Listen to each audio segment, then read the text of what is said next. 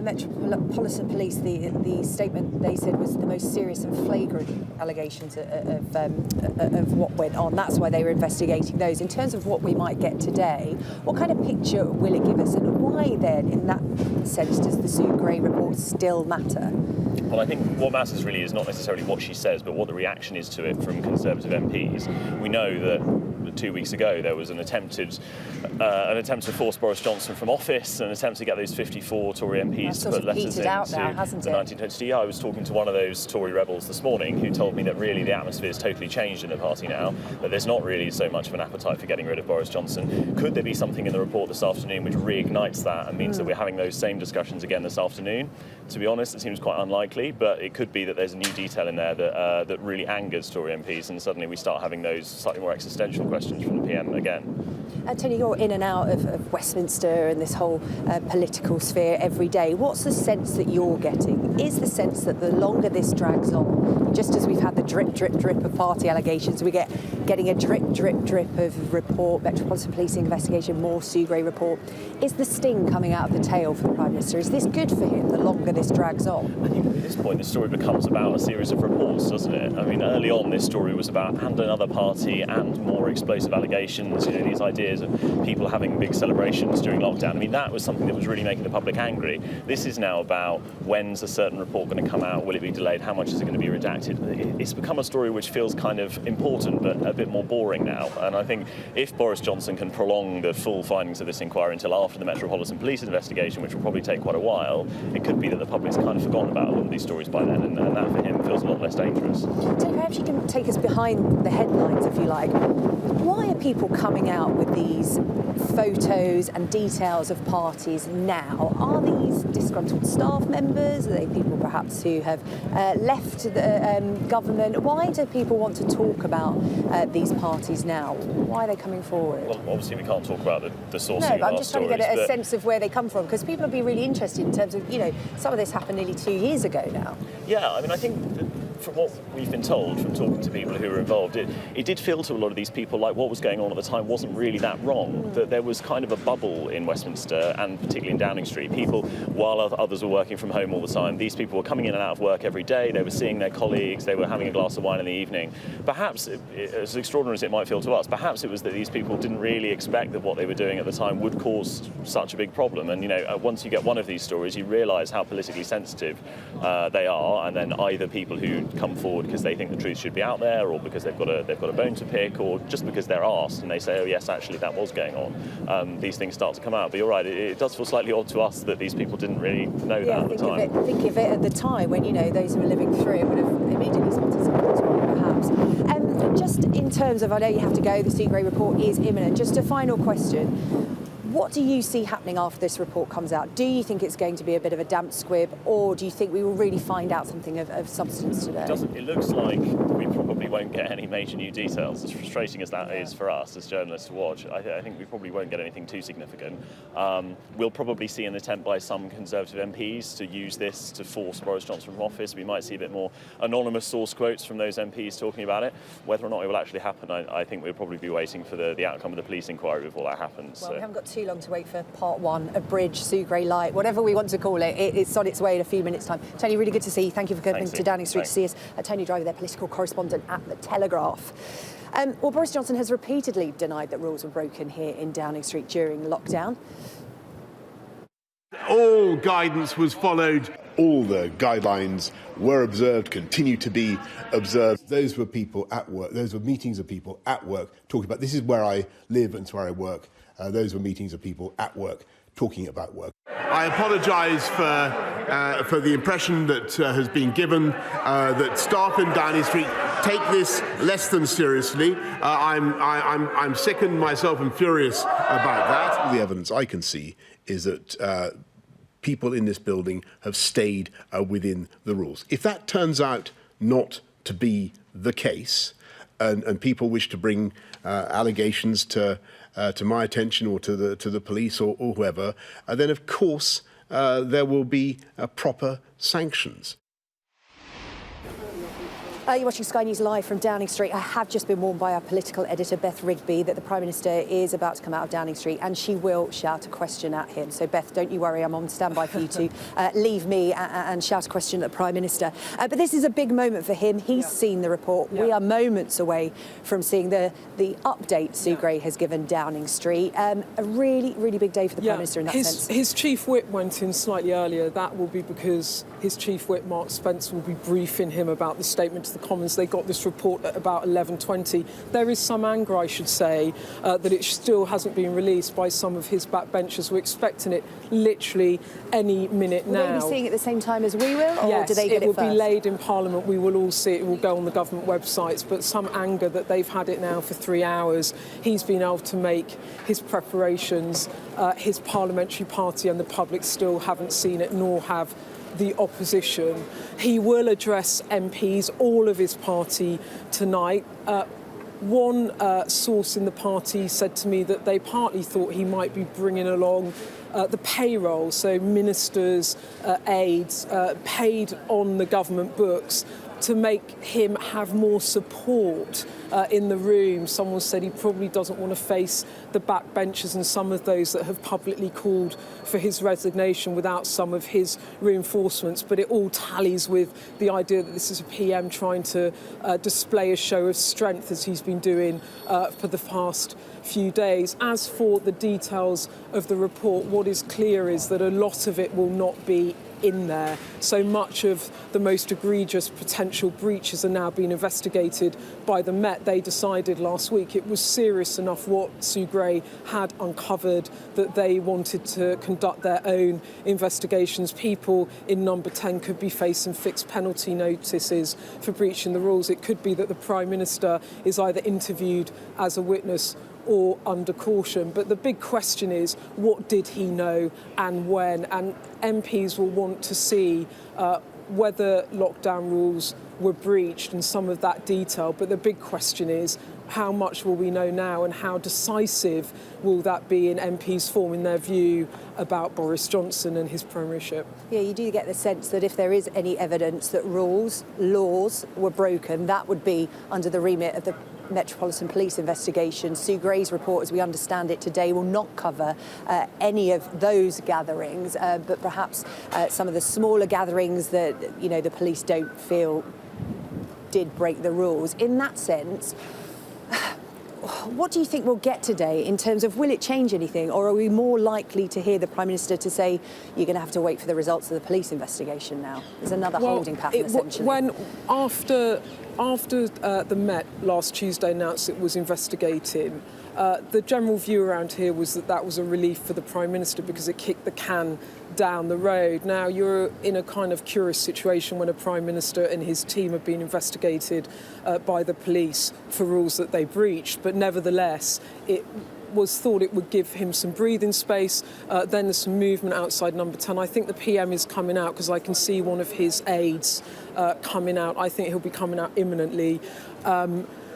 Where was I? Sorry. Yeah, so the Met announcing that investigation meant that because they then asked Sue Gray on Sunday to only have minimal reference in her report to events that they were investigating, it meant that much of that report was filleted. That is why today she said she was providing an update. This is not a full disclosure of events. And the big question is, and I'm sure the Prime Minister will be asked in the Commons, whether he will, once the Met investigation has concluded, publish all of this so the public get the full picture about what happened in number 10 over a series of months and 2 lockdowns. We talked about momentum, didn't we, earlier, Beth, about the fact that last week you really felt there was momentum in terms of backbench MPs, those MPs who broke through the red wall, really sort of banding together to voice their discomfort with the Prime Minister, perhaps, you know, working towards his vote of no confidence. Do you think the sting has gone out of the tail in this, in terms of the longer we wait? Look, there's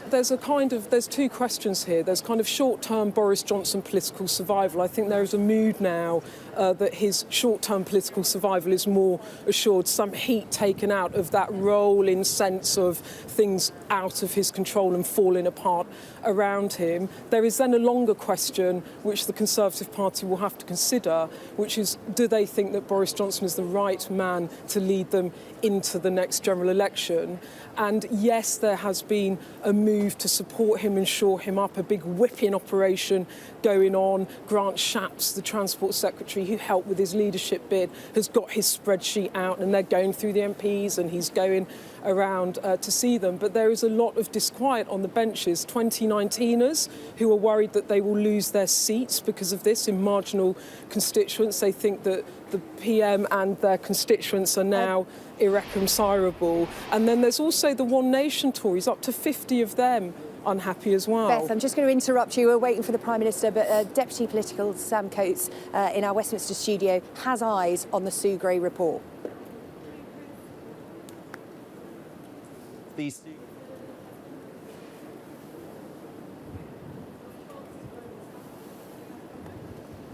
Yeah, it is a short report. It's about 12 pages long, and it just sets out at the beginning the various things that processes that Sue Gray was asked. It talks about how an investigation was launched on the 8th of December into what happened in Whitehall during the pandemic and in the Department for Education, how Sue Gray took over on the 17th of December and how she was given a terms of reference to look at a whole series of different events inside Number 10.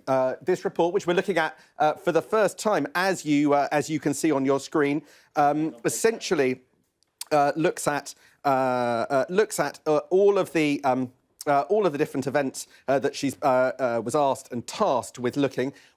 And we're going to go straight to page 7, which looks at her general findings. So looking at these for the first time together, against the backdrop of the pandemic, when the government was asking citizens to accept far-reaching restrictions on their lives, some of the behaviour surrounding these gatherings is difficult to justify. At least some of the gatherings in question represent a serious failure to observe not just the high standards expected of those working at the heart of government, but also of the standards expected of the entire British population at the time. At times, it seems, there was too little thought given to what was happening across the country in considering the appropriateness of some of these gatherings, the risks that they presented to public health, and how they might appear to the public.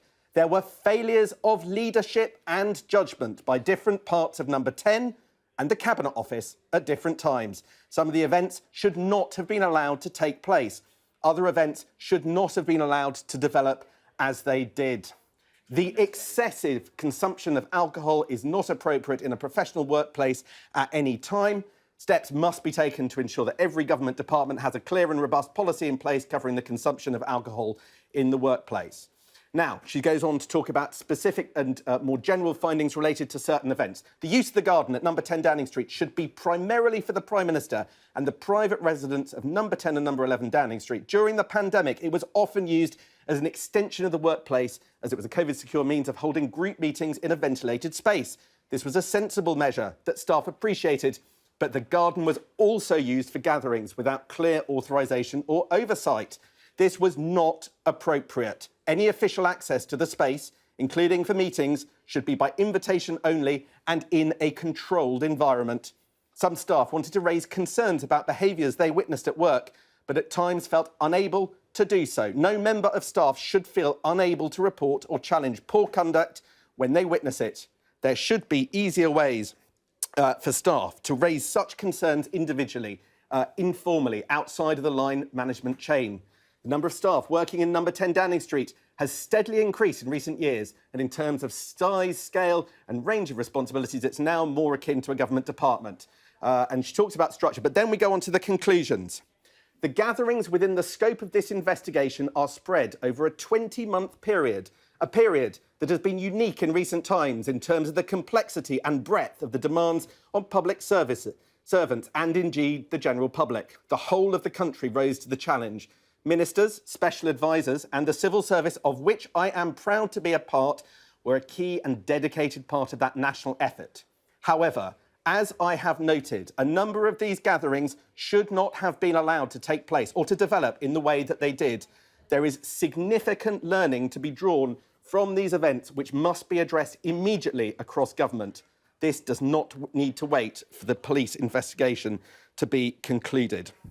So there you have the key bits of the Sue Gray report. I just want to go back to one absolutely critical paragraph where she talks about failures of leadership and judgment by different bits of Number 10 and the Cabinet Office. I think that is going to be quite a challenge for the Prime Minister today.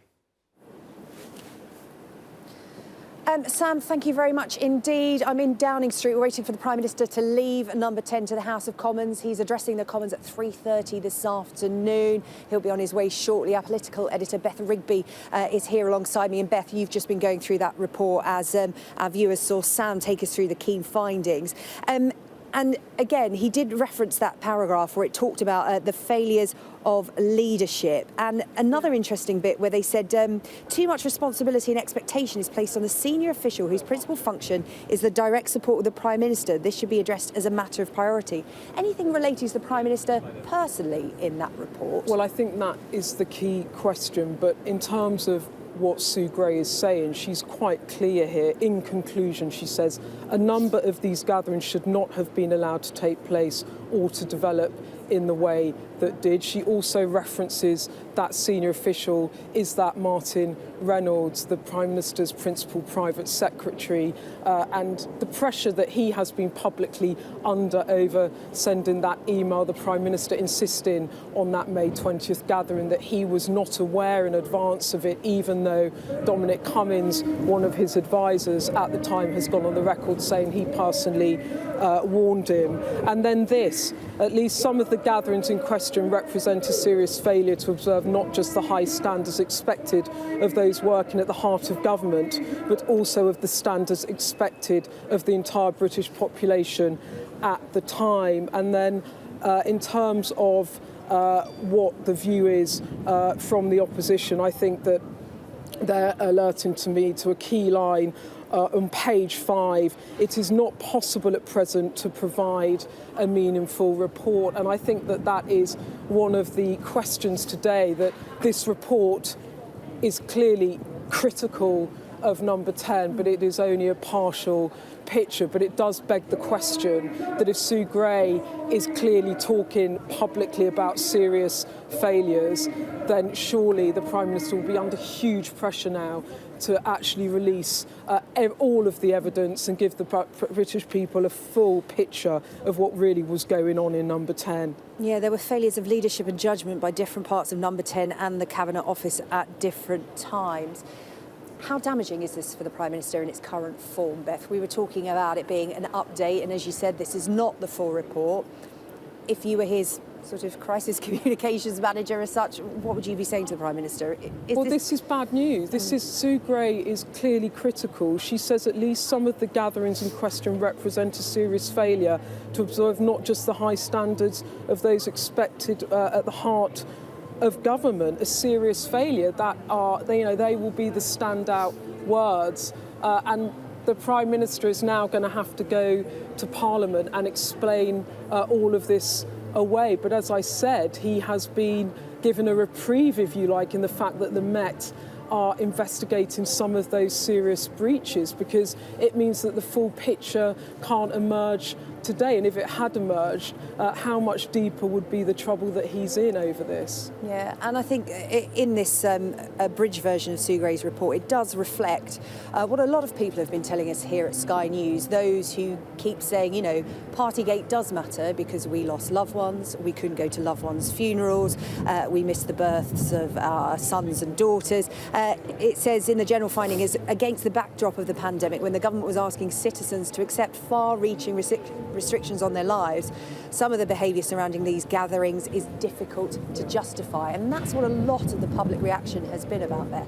Yeah, I mean, I'm just having a look at some of the other bits of the report. Again, a number of these gatherings should not have been allowed to take place. She looked at 16 events over 12 separate dates. She interviewed 70 people, and she has concluded that a number of the gatherings should not have taken place. Now, there are obvious consequences for that. People are going to have to be held accountable. But ultimately, the Prime Minister went into the House of Commons in December and said no rules had been broken. He told Parliament that. And now Sue Gray is clearly saying that gatherings should not have taken place, and draw from that what you will. OK, Beth, thank you. We're going to go back to our Westminster studio and our Deputy Political Editor, Sam Coates, who has been having another look through this report and picking things out. But, you know, Sam, so many lines that jump out there, particularly to people watching at home who had to make sacrifices during the lockdown. Sue Gray saying, you know, the behaviour surrounding these gatherings is difficult to justify. That's what she says. It's up to the Metropolitan Police, of course, and their investigation to decide whether people actually broke the law. Absolutely. And I think what's really interesting as we go through this admittedly fairly limited, just 12-page report with appendices and methodologies. So the core of this document is very short indeed, is that there is a bit in lights, and I've actually put it in yellow here, where Sue Gray basically says, I just can't tell you. I just can't tell you very much of what I would want to. Let me read this paragraph 14. As a result of the Metropolitan Police's investigations, and so as not to prejudice the police investigative process, they have told me that it would only be appropriate to make minimal reference to the gatherings on the dates that they're investigating. And here's the key bit. Unfortunately, this necessarily means that I am extremely limited in what I can say about these events, and it is not possible to present to provide a meaningful report setting out and analysing the extensive factual information I have been able to gather. Now, that's Sue Gray telling us, I've got lots of things that you might want to know, but I can't tell you today. She goes into a bit more of what that means in the paragraph ahead. She says that she has provided the material to the police to help them in their investigation, and she has retained all the other information collected, but she says, essentially, she's going to lock it in a safe.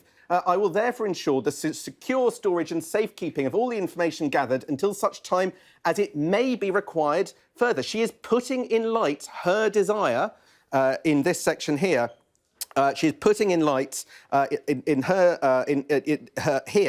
essentially the idea that she wants to be able potentially to have the right to release more of it. I will not be circulating the information internally within government, as it has been provided in confidence to the Cabinet Office investigation team, and it is important that this confidence is maintained to protect the integrity of the process. So that is three things. She has more information.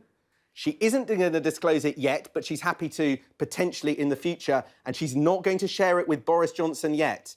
Fascinating stuff. That sets up for a fight ahead whether or not Boris Johnson will allow a publication of the full fat Sue Gray report, Sue Gray 2.0, back here with a longer report with the whole narrative of what really went on once the police have finished their work. Sarah Jane. Sam, thank you, our Deputy Political Editor there, going through the report in the studio for us. We're live in Downing Street. We're waiting for the Prime Minister to walk out of that number 10 door into the waiting car to head to the House of Commons. He is making a statement at 3:30 this afternoon. While we wait for the Prime Minister to leave number 10, let's speak to human rights barrister Adam Wagner. He'll be familiar to many of you. He's been very vocal and brilliant, quite frankly, in keeping us up to date with the COVID rules, because they were confusing to so many people during the lockdown, but he knows what's what and has been quite vocal in putting them into perspective for people, particularly in light of parties and gatherings at Downing Street. Adam, good afternoon to you. Good afternoon. You've had a look at this report, only 12 pages long, but what everybody was saying before it came out is it's going to be interesting to see what is not included in this report, because the parties that aren't will be in the hands of the Metropolitan Police. And just quickly looking through this report, 1, 2, 3, 4, Sue Gray's report only mentions 4 parties when you think there are 16, 17 under investigation. That's a lot for the Met Police to look at. Well, Sue Gray was asked to look at 16, and she says the Metropolitan Police are now looking at all of those gatherings except for 4. And that's, I think, actually, that is the most important bit of new information that's in this report, because previously we had been led to understand there was something like 8.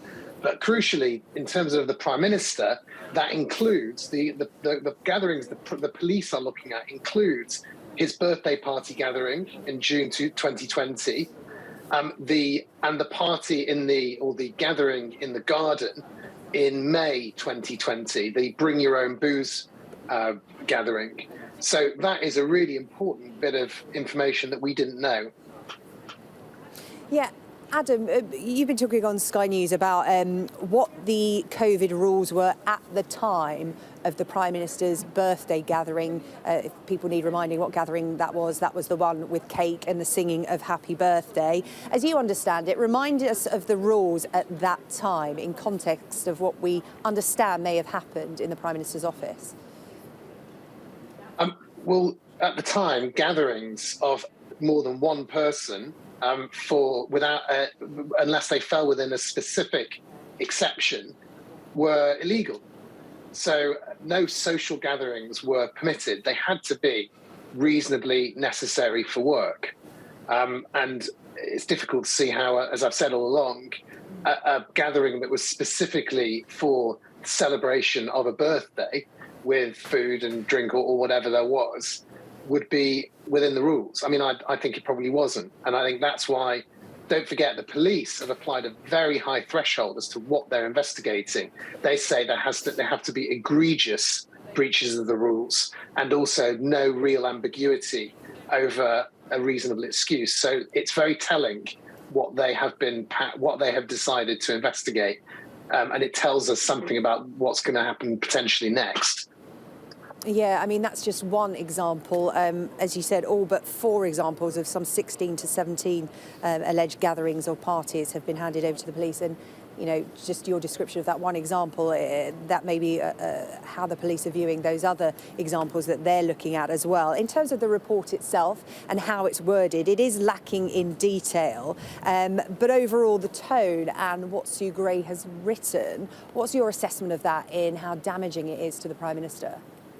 Well, I mean, it's totally scathing. It's there's no mercy here for the civil servants or for the Prime Minister. Essentially, what she's saying is we were held to very high standards and we did not meet them. And that's essentially what I read from this report. She talks about failures of leadership and judgment, excessive consumption of alcohol. At least some of the gatherings being a serious failure not to observe not just the high standards expected of those working at the heart of government, but also the standards expected of the entire British population at the time. And there's no doubt that that you don't really need to read between the lines, that she has herself probably come to the conclusion that a significant number of these gatherings breach the guidelines and potentially breach the law. That's why it's been passed over to the Metropolitan Police. So in terms of how it paints the picture, it's given it's not the full report, it's just effectively an interim set of findings trying to negotiate between this difficult position of having to inform the public and also satisfy the police. It is damning. I mean, it really is damning. And this is only the update. It isn't the full report. Adam Wagner, as always, really good to talk to you about the situation here on Sky News. Thank you very much. Some of the behaviour surrounding these gatherings difficult to justify, says Sue Gray in this update. Some of the gatherings represent a serious failure to observe the high standards of office. At times, it seems too little thought was given to what was happening across the country. Let's get more on the report. It was only 12 pages, but our Deputy Political Editor, Sam Coates, has been taking a look to what little information is in there. It might be a little, Sam, but it does say a lot. It does, and in fairly damning terms as well. Adam Wagner, talking to you just a moment ago, absolutely right that Sue Gray has not pulled her punches with what she can say, whilst making clear that there's an awful lot that she can't. One of the things that she says at the start of the report is that she really can't go into much detail because of that Metropolitan Police inquiry. A little bit later, she reveals that there are only 4 of the 16 events that she can really go into any detail about at all that aren't being investigated by the police. But there's one eye-catching event that I have certainly come across in the last few moments. Now, you might remember on the 13th of November 2020, where you were for the moment that Dominic Cummings left Downing Street carrying a box of his possessions. Well, here we are. It looks as if one of the things that Sue Gray has been investigating is a gathering not just in number 10, but in the number 10 flat, the private residence of Boris Johnson and Carrie Johnson. Now, there have long been rumours, some of it put about by Dominic Cummings himself, that Boris Johnson or Carrie Johnson had some kind of party to celebrate the end of Dominic Cummings because there was an internecine battle in the heart of Number 10 around that period with one faction, many of them allies of the Prime Minister's wife, trying to get rid of Dominic Cummings. On that day, he finally went, and it appears that Sue Gray is now identifying a gathering in the Number 10 flat that she previously, that Carrie Johnson and Boris Johnson live in. Now, previously, we had not necessarily anticipated that Sue Gray's report would include an investigation into what happened in that flat above Downing Street where they live, because it's their private residence. So it's quite striking, not only that it's in the list here that that Sue Gray has published of the things that she has had to investigate, but also it's not one of those on the list where the Metropolitan Police have already ruled out there being any cause for further investigation for that. So that line in itself, could be pretty critical and pretty painful if Sue Gray decides, and the Metropolitan Police decides in particular, that there's potentially something that warrants further action.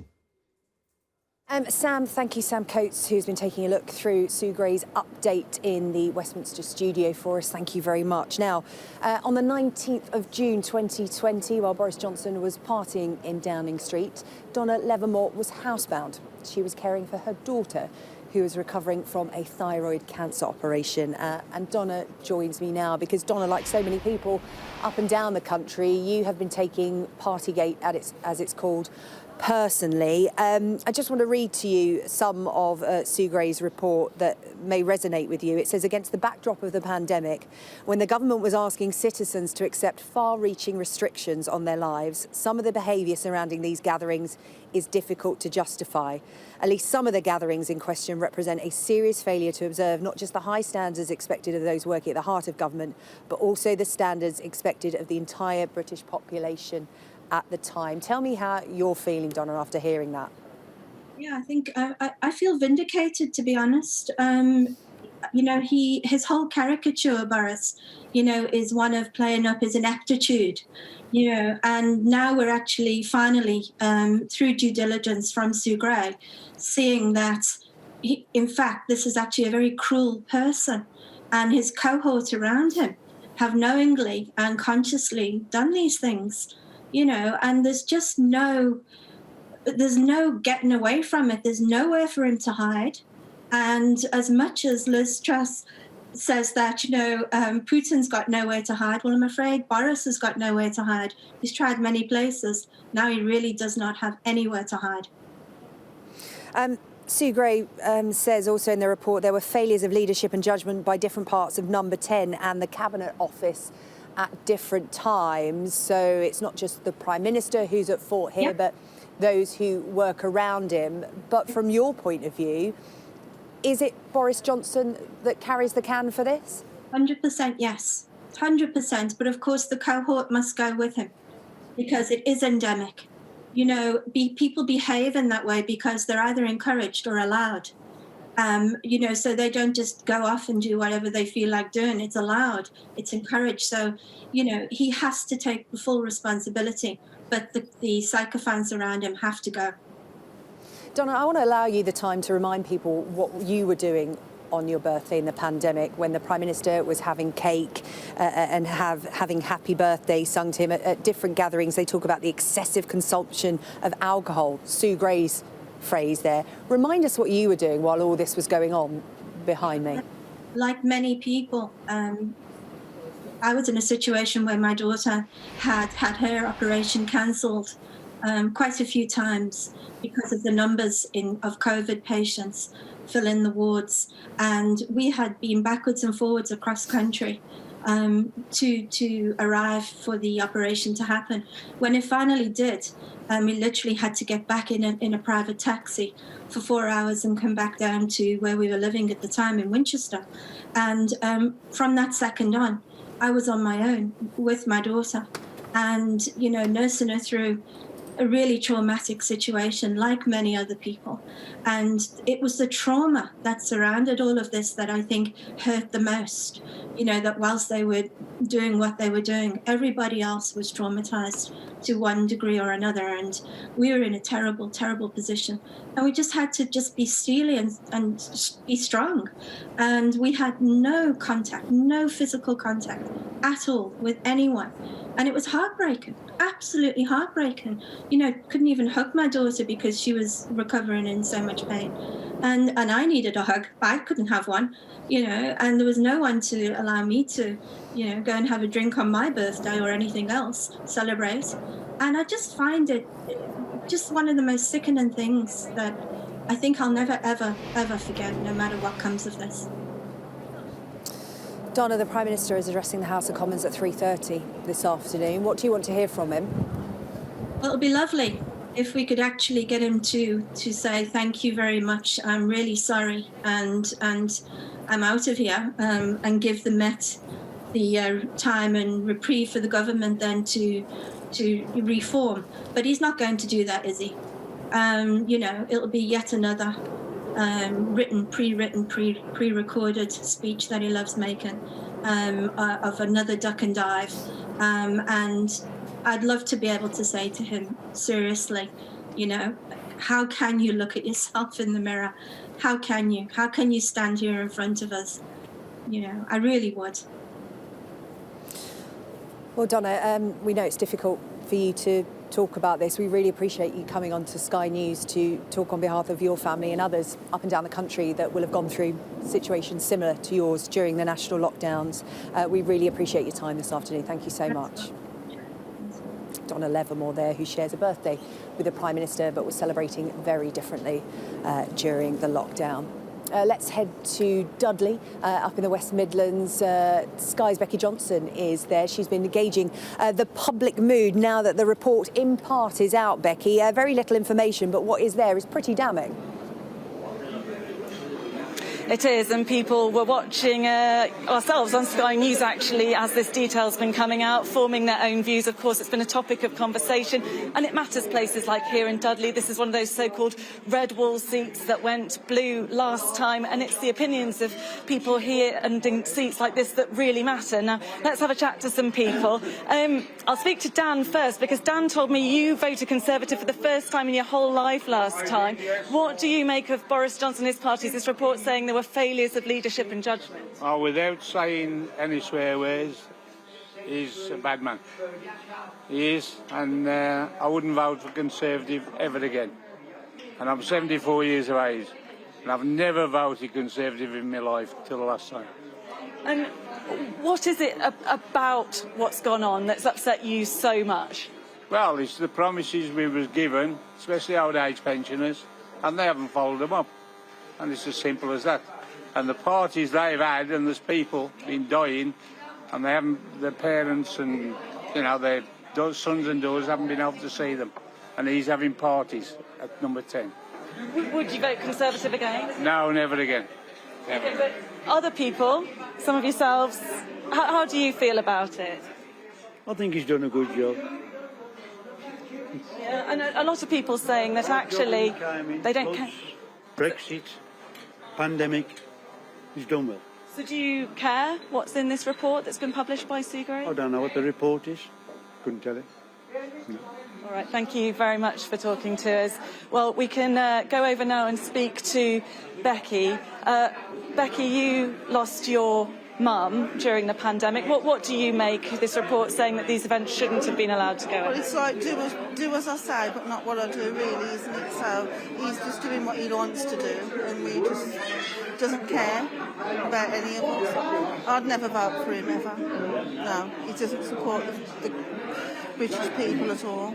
No. We've heard some people in this pub here saying to us that actually, you know, we've been talking about this for a long time. Actually, they don't really care. Actually, some people telling me that they themselves broke the rules.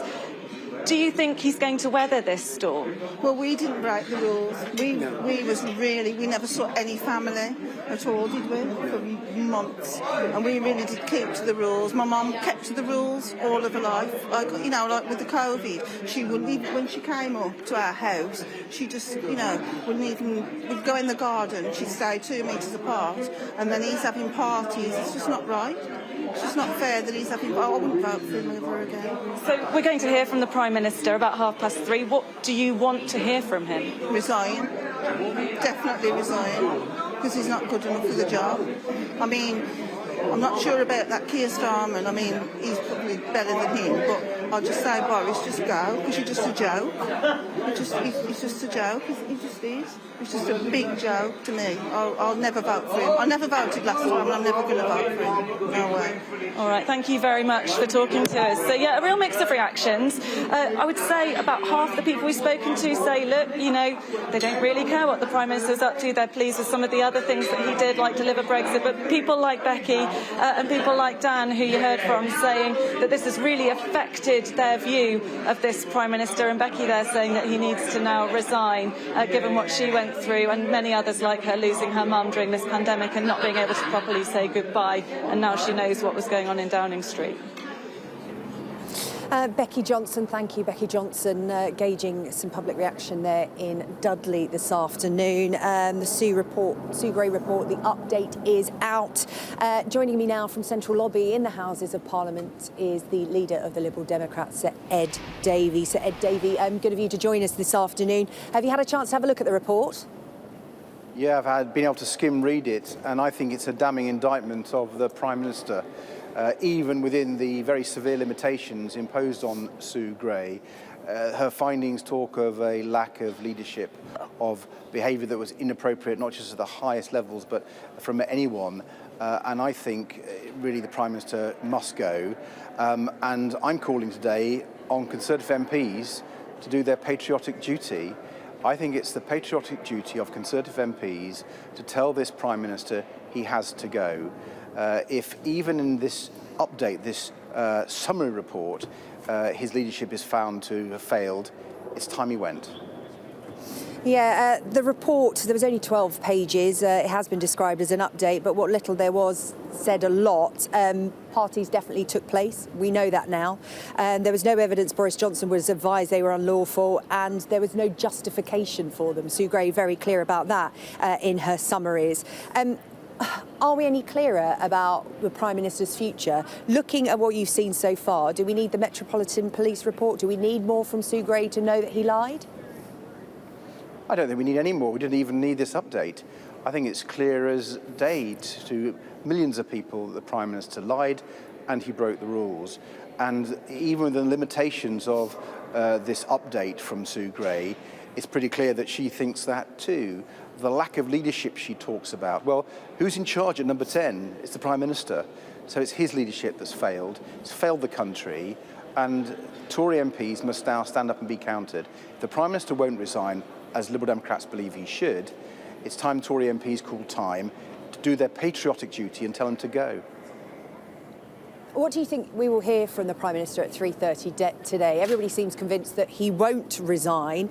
Sue Gray hints that there is more to come. Of course, there is a full report. No update on whether that will be published in full. Now that we've had the update, that may well change. She said it's not possible at present to provide a meaningful report setting out and analysing the extensive factual information I have been able to gather. That's a massive hint there that this is going to get worse for the Prime Minister. I think you're right. And as for today, I'm pretty sure the Prime Minister will apologise, and he'll do his pretend apologies. You know what he's like, he doesn't really apologise, he pretends to apologise. And I'm sure he won't go. That's why it's up to Conservative MPs not to leave the country in this limbo any longer. We've got serious matters to deal with. We've got the energy crisis, the cost of living crisis, we've got Ukraine, we've still got the pandemic. These are serious issues. And because Boris Johnson has lied and broken the rules, his whole government is in limbo, is in paralysis. We need action, and he has to go. And the Conservative MP should do that. Editor at the Times on Twitter.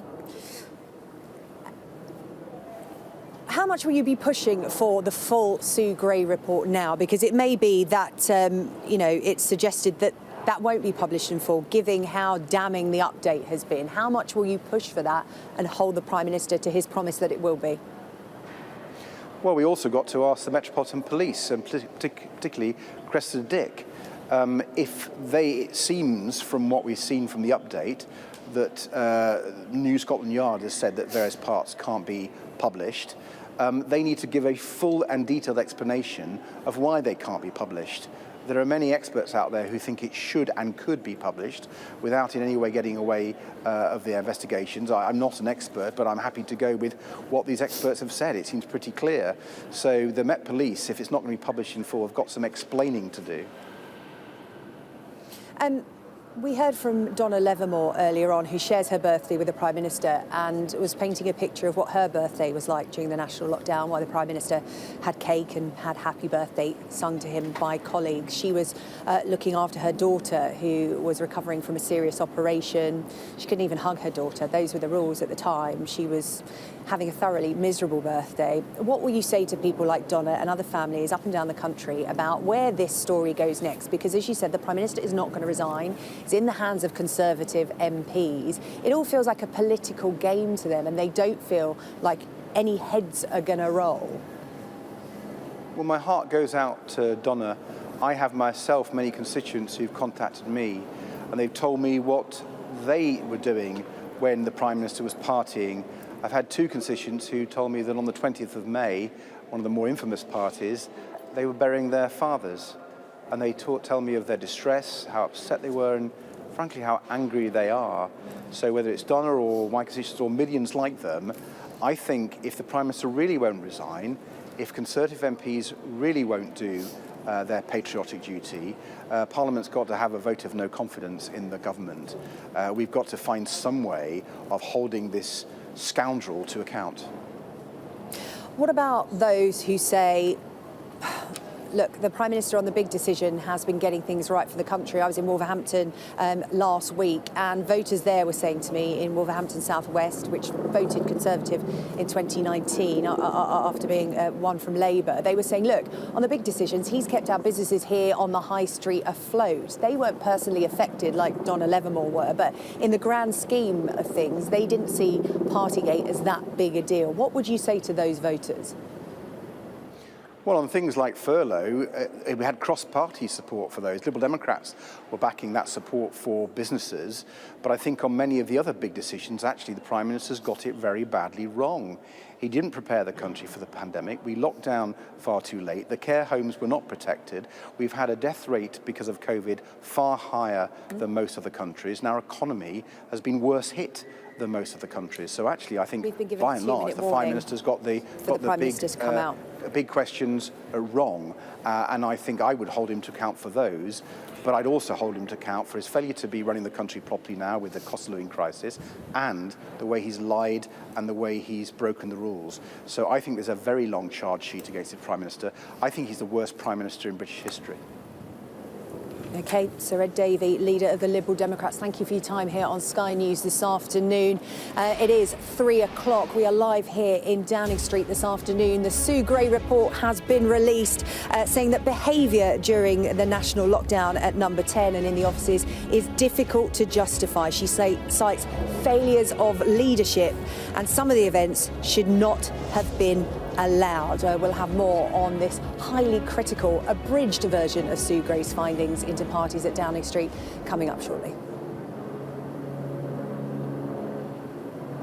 But in the meantime, we're going to take a closer look at some of the detail. Conclusions that there were failures of leadership and judgment by different parts of Number 10 and the Cabinet Office at times. It adds that some events should not have been allowed to take place. Others should not have developed as they did. It says that when the government was asking citizens to accept far-reaching restrictions on their lives, some of the behaviour surrounding these gatherings is difficult to justify. Some staff wanted to raise concerns about behaviours they witnessed at work, but at times they felt unable to do so. The report adds that gatherings represented a serious failure to observe the high standards expected of those working at the heart of government. Lack of thought was given in considering the appropriateness of gatherings.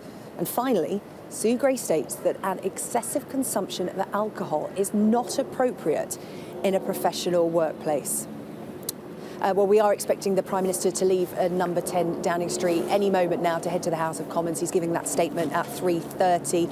Our political editor, Beth Rigby, is here alongside me. And Beth, just 12 pages long, but pretty damning. Yeah, I should say the Prime Minister is going to come out of Number 10 at any moment now, and I will shout if he does. No worries, we'll forgive you that, Beth, don't you worry. In terms of where we are at this report, it's only 12 pages long, but there are many, many questions for him to answer when he goes to the House of Commons. Number one, Gray says that some of the gatherings represent a serious failure to observe standards. Some of the events should not have been allowed to take place. Failures of leadership and judgment by different parts of Number 10 and the Cabinet Office. Some staff wanted to raise concerns but felt unable to do so. But also, and I think this is quite critical, she also says it is not possible at present to provide a meaningful report. And in this report, it's clear that there are 12 parties that the Met are now investigating, one of which was in the Downing Street flat, the one that Dominic Cummings claimed happened on November the 13th, the night he left. And she has, Sue Gray, given a very, very bare bones summary and update, as the Cabinet Office said. And I think the fact that there is no information in this report, but lots of misgivings about what was going on at Number 10. Dan Rosenfeld, will you have to resign? That was the Prime Minister's Chief of Staff. The fact that they have so many investigations. Will you have to resign, Prime Minister? Is it a failure of leadership, Prime Minister? A failure of leadership, Prime Minister? There you go. Boris Johnson's just got into the car with Dan Rosenfeld, who's his Chief of Staff, going to Number 10. And of course, those questions about will you have to resign, expect that from the opposition. Questions about failure of leadership, well, Sue Gray says it in this report, but as we were talking about earlier, the critical thing here is, can it be put on the Prime Minister? Was he responsible? Because the key thing in all of this is, he said in December there were no parties, no one broke the rules. Then he said, he changed it slightly, he said, I didn't break the rules. And then he said he wasn't aware of events that happened, that he thought that gathering on May the 20th was a work gathering. No one told him that it was not in the guidelines by either the rules or the spirit of the rules. And that's the question about his judgment. It's not clear in this report, but I think the fact that this report doesn't actually have any detail means that the Prime Minister is going to be under huge pressure once this Met investigation has concluded to come clean about what happened in that place, because Sue Gray has not pulled her punches here, saying that these events, some of them should not have taken place. And let's just remember, the Met are now investigating 12 events. This isn't a one-off. They're investigating 12 events, and they only do that retrospectively if they think it's serious enough. In a dozen cases, they think it is. Yeah, quite incredible that Sue Gray was only allowed to mention 4 parties or gatherings. Yes. They were the ones that are deemed perhaps not to have broken the rules. And this update from Sue Gray had much more, as she said, bite than we expected. In her conclusion, she said there is significant learning to be drawn from these events, which must be addressed immediately across government. This doesn't need to wait for the police investigations to be concluded, because what we do keep hearing from Conservative MPs and the Prime Minister himself is wait for the Sue Gray report, wait for the police investigation to be finished. Sue Gray hinting there that big changes can be made without reports being published. Yeah, look, there's a couple of things that she talks about in terms of the culture of Downing Street, which I think we can explore. One of them is she talks about excessive consumption of alcohol shouldn't happen in any workplace. She also talks about members of staff. She interviewed 70 people for this investigation. She said members of staff were concerned but felt they couldn't raise the concerns. So again, that's that another comes back to a culture issue, and doesn't leadership it? and leadership issues. Yeah. So she talks about that, and then she says that some of this needs to be addressed. So that's the immediate question.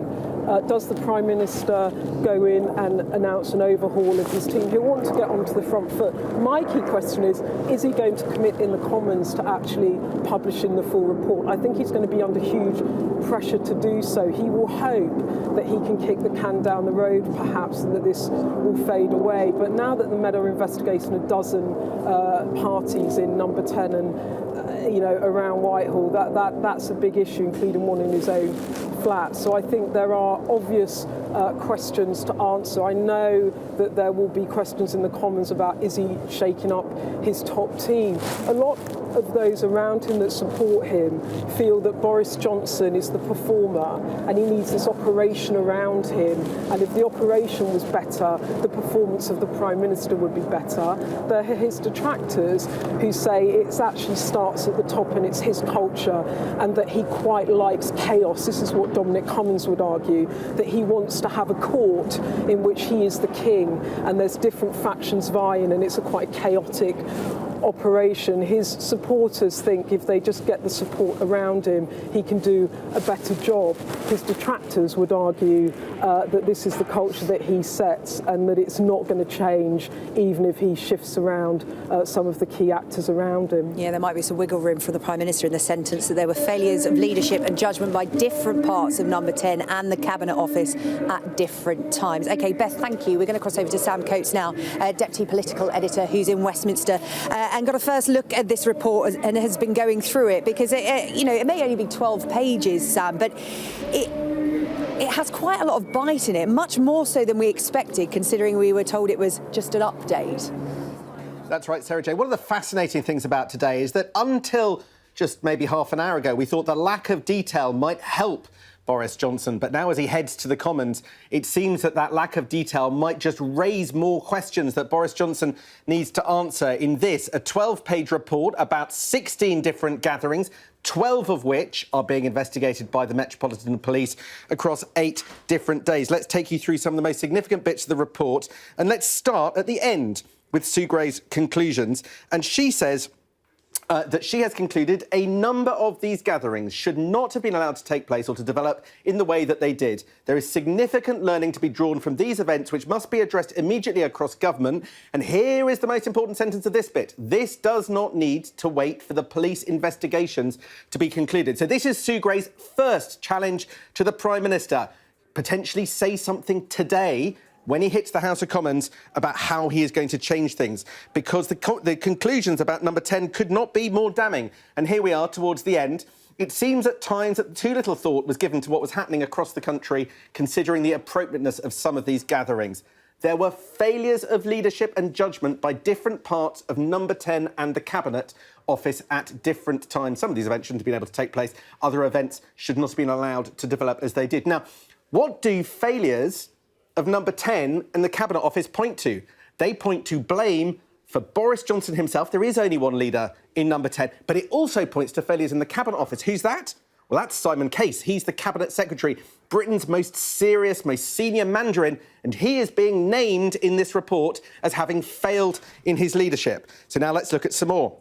Sue Gray makes absolutely clear in this section that you're about to look at that she wants her full conclusions out in the public domain. She says that as a result of the Met Police investigation, she can't do a lot, and it means that I am extremely limited in what I can say about these events, and it's not possible at present, notice, at present, to provide a meaningful report setting out and analysing extensive factual information. Now look at this extraordinary paragraph 13. She says, first of all, I've given lots of information to the police. Secondly, I've put it all in a safe. And thirdly, I have not given it to Boris Johnson. Now, Sue Gray isn't saying she doesn't trust Boris Johnson with the most sensitive material at the heart of government that's also linked to a police investigation potentially about what went on at his house, but she's coming very, very close. Now let's look at this, what happened very close to home for Boris Johnson. Now, you might not remember where you were on the 13th of November 2020. I do. We were covering the departure from Number 10 of Dominic Cummings, the notorious former aide to the Prime Minister, who has done more to damage the Prime Minister's reputation than anyone else outside of government since leaving office. On that day, he was seen leaving Downing Street with a box of his possessions. What else was going on in Downing Street that day? A gathering not in just the Number 10 offices, but in the Number 10 flat. Now, this is a list of the events that Sue Gray says were in scope for her report. In other words, that she was investigating. We didn't think necessarily that the events up in the private flat of Number 10 were going to play a particular role in Sue Gray's report, because it is, after all, a private residence. But here it is, the flat. Boris Johnson's personal flat that he shares with Carrie Johnson is a matter under investigation, and it's not in the list of the various events that the Metropolitan Police aren't investigating. So it would appear that Sue Gray is looking into the flat and the police are looking into what went on in the flat. So whether it is just 12 pages or not, that lack of detail but that firmness of rhetoric is throwing the ball into the Prime Minister's court. There are many, many people on the Prime Minister's shadow whipping operation, on his private team, hopeful about today. I'm not sure that what's been delivered by Sue Gray, albeit brief, is going to be particularly as hopeful as he hoped.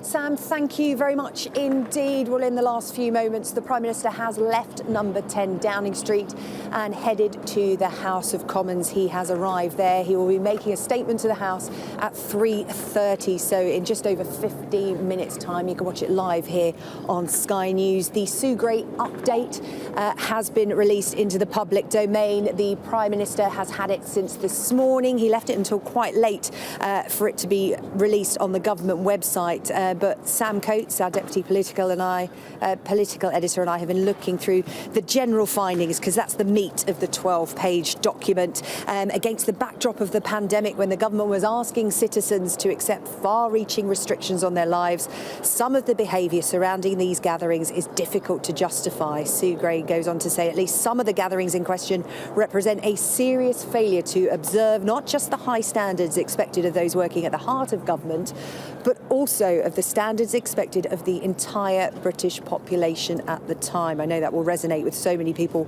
watching at home who have been telling their stories about what they've been going through during the national lockdowns here on Sky News. Sue Gray also says at times it seems there was too little thought given to what was happening across the country in considering the appropriateness of some of these gatherings, the risk they presented to public health and how they might appear to the public. These were failures of leadership and judgment by different parts of number 10 and the Cabinet Office at different times. They are some of the general findings of Sue Gray in her update that was given to number 10 this morning. We have our hands on it now. It's in the public domain. Our deputy political editor, Sam Coates, is still with us. And Sam, there's a line in the conclusion from Sue Gray's update that said these events must be addressed immediately across government. This does not need to wait for the police investigations to be concluded. So Sue Gray, not only damning, but saying get a move on. Things can change or be done immediately. That's right, Sarah Jane. I mean, it's pretty extraordinary to have an official, I mean, she's a pretty well-known and well-respected official, but an official nevertheless, essentially telling the Prime Minister to get a wiggle on when it comes to overhauling his entire government. She seems to imply that that's absolutely urgent and necessary to restore trust in government and restore the proper functioning of government. And she says, do make changes and make them now. And given that she's pointing the finger at essentially at leadership failures in number 10, he's got to set out why people should have confidence in him. But she's also pointing out leadership failures over in the Cabinet Office. Now, that's the place where government is run from. It's the centre of government. Could that mean curtains for the Cabinet Secretary, relatively newly appointed Simon Case? And what else might he do in order to reset his administration, in order to try and cling on to his premiership? Now, Boris Johnson's going to have to address many of these questions because he has committed to go to the House of Commons and answer questions from MPs. We think at about 3:30, so not long to go until he does that. And that means that we're going to be listening for a number of things from MPs. How supportive are his MPs when they stand up behind him? What changes does he promise? And how does he seem? Does he look contrite, or does he seem as ground down as he did when he was walking out of Downing Street just a few minutes ago? Sam, thank you. Sam Coates, our deputy political editor in our Westminster studio. Let's head to Central Lobby now, and joining us, Labour's deputy leader, Angela Rayner. Good afternoon to you, Angela Rayner. You've seen Sue Gray's report. What did you make of it? I found it really sickening. And of course, this was not the full report. This was an update. 12 of the 16 gatherings are now being investigated by the police. And I find it utterly sickening that at a time where key workers were dying on the front line, their loved ones were not able to say goodbye to them at a funeral, yet in Downing Street and in number 10 they were having gatherings and parties. It is the most fundamental failure of any Prime Minister, and I'm absolutely shocked that Boris Johnson can even show his face in Parliament today. If he stands up at that dispatch box shortly, the only things he should be saying is how truly sorry he is for letting down the British public, and he should be resigning because he has lost the confidence of the British people and he's failed in his number one duty as a leader of our country. And the culture that was around number 10 at the time, which Sue Gray so starkly says in her update, was just shocking by any standards. I think for many people, the telling line in the report, there was no overt criticism of the Prime Minister himself, but Sue Gray, you know, the update wasn't without bite. She said there were failures of leadership and judgment by different parts of number 10 and the Cabinet Office at different times. So not direct criticism of the Prime Minister himself, but failures of leadership is a big hint as to where that buck stops. Well, the Prime Minister is the leader at number 10 and the buck stops with him.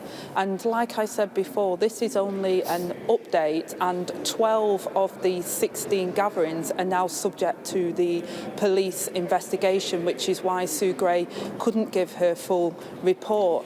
I think that's pretty damning that we're in those circumstances, and the tone in which Sue Gray sets out the complete fundamental lack and failure of leadership is pretty clear to me that the Prime Minister is not fit to govern, and it would be astonishing to me if his Conservative colleagues prop him up now when clearly he's lost the confidence of the British public. Many people that I've spoken to so far this afternoon have said, look, it's not going to change. The Prime Minister isn't going to stand up today and offer his resignation. He's not going to resign. It's in the hands very much of Conservative MPs. And I think, as Sue Gray in her report put it, that you don't need to wait for the conclusion of the police investigation and to take significant learnings from these events that must be addressed immediately. Do you think it's a case of deputy heads will roll and then the Prime Minister will just move on? I think that would be terrible for the Conservative Party and MPs to try and blame civil servants when it is the Prime Minister himself that has to take responsibility here. Every day they keep him in office, knowing full well that he's lost the confidence of the British public, is now not only a problem for Boris Johnson, becomes a problem for them with their constituents, because it's triggering for people who lost their loved ones, who understood the rules, who abided by those rules, and have seen a Prime Minister who thinks he can lie his way out of it, mislead Parliament. Has he lost the support of the public? Because you do hear from many voters who haven't been personally affected by losing a loved one during lockdown or not being able to go to a loved one's funeral. They empathise with those people, of course, but they say, look at the bigger picture. Boris Johnson, the decisions he made during the lockdown helped keep my job, helped keep my business afloat. A lot of people still back the Prime Minister, despite what we now know factually happened behind the door behind me. I've not met a single person that thinks that what the Prime Minister did was the right thing to do. And the public. No, but you must have met people who are willing to take that on the chin and support him as part of the wider picture. You know, the one thing that I have heard from people who are willing to say move on and who are more sympathetic, the one thing that they can't get over, and what's really frustrating them now, is the fact not only did the Prime Minister, you know, whether he knew he was at a work event or not, that the fact that he thinks he could just carry on now and lie to Parliament, breach the ministerial code, he's literally doing damage to our democracy now. And that's when it bleeds into the other issues that we've got. You know, we're a laughingstock abroad.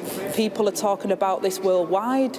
You know, we've got all of these challenges we face, like the cost of living crisis, the energy situation, the over £4 billion of fraud that was written off by the government. Of course, I want to hold him to his record on those things as well. But number one, he had an obligation to do the right thing by the British public. He's lost their trust and he has to recognise that. And if he had an ounce of leadership in him, he would recognise that he's not fit to govern anymore. He's lost the confidence of the people and he has to go. He is delivering his statement in around 10 minutes' time. I know you're going to want to go to get into the chamber for that. You've said what you want to hear from him in his statement. What are your benches going to be saying to him in reply?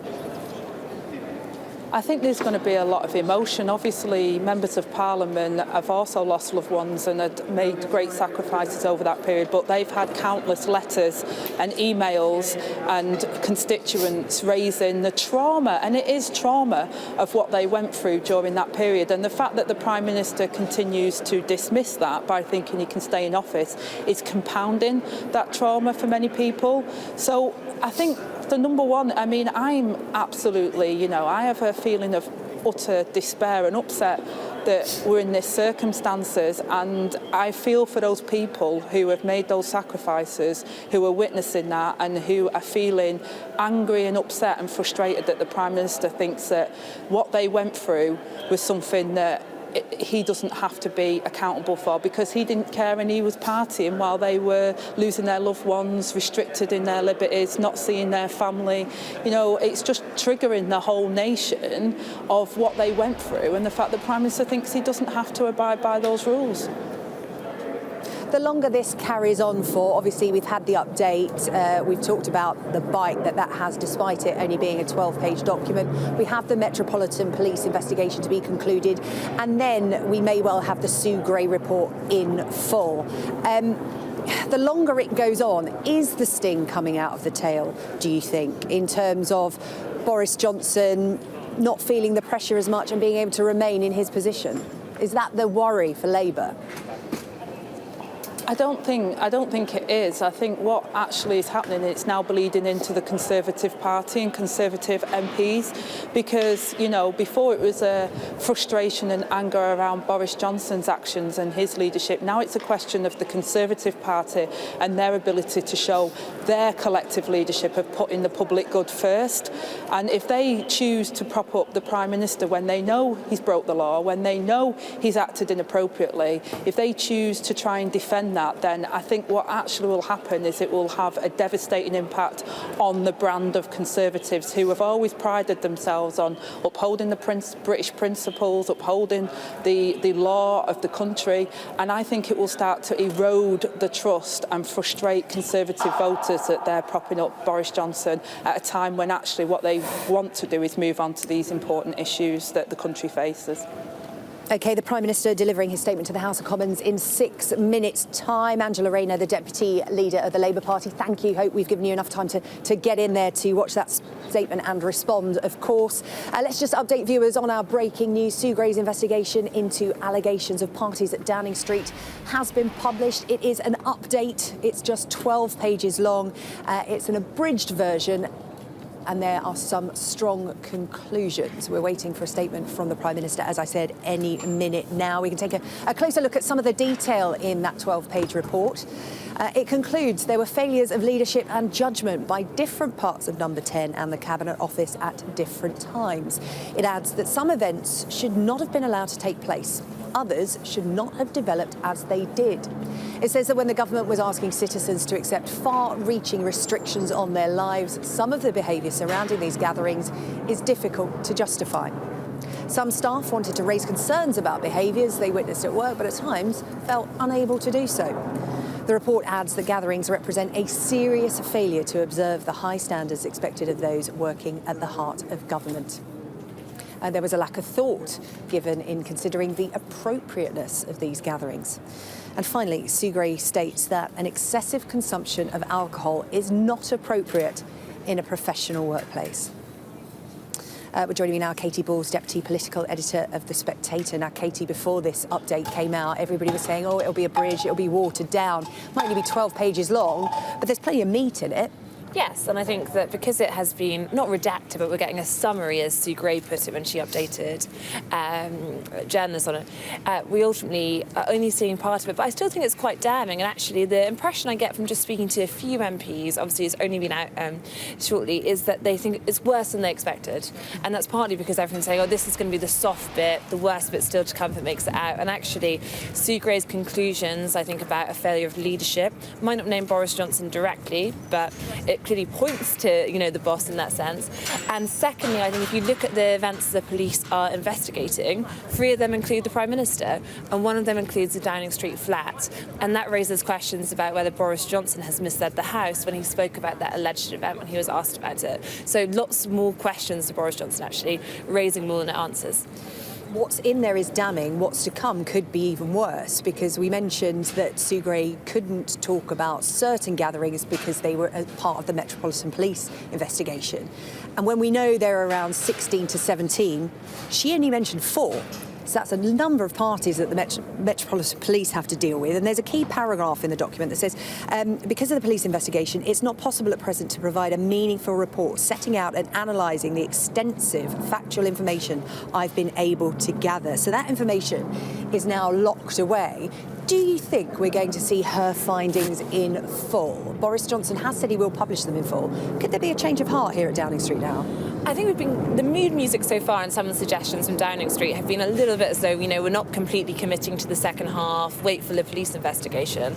I think that the government will have a big fight on its hands if they try to suppress the second part of that report, partly because this summary begs so many questions. It's actually just more about, you know, what actually happened at these events the Prime Minister himself was at. I think the tricky thing is some of the events that have gone to the police are ones that he attended, so it's not moving away from him as something he can talk about how it just is, you know, his staff and he's changing the culture. There are questions about his own behaviour. Yeah. OK, Katie Balls from The Spectator, thank you so much for joining us here on Downing Street. A morning turning out to be a big day for the Prime Minister. We are hearing from the Prime Minister himself in a couple of minutes' time. He's going to give a statement to the House of Commons at 3:30. Sue Gray's update, her abridged report that was released today, there's a conclusion that says there is significant learning to be drawn from these events, which must be addressed immediately across government. This does not need to wait for the police investigations to be concluded. Our Deputy Political Editor, Sam Coates, is standing by, and that might be the sentence that's ringing in the Prime Minister's ears as he heads the dispatch box now. That's right. I think there are a number of things that we're going to look out for in this appearance by Boris Johnson. It's going to be a difficult appearance, and there was no doubting that as he walked out of number 10, the look on his face was not of somebody who was on his way to be vindicated. We're going to be looking out for the mood on the Tory benches. Are they shocked at the language? You'll be able to see those, you can see all those backbenchers sitting next to him. You'll also get a chance to see what his tone is. Is he contrite? Is there another full apology? Does he announce changes to his team, to the government, in order to answer Sue Gray's call for immediate change? And then there's another question, which is how does the leader of the opposition respond? At these moments, if the debate becomes overly partisan, if Keir Starmer stands up and just calls instantly for Boris Johnson to resign, then sometimes that can pull in the troops behind Boris Johnson.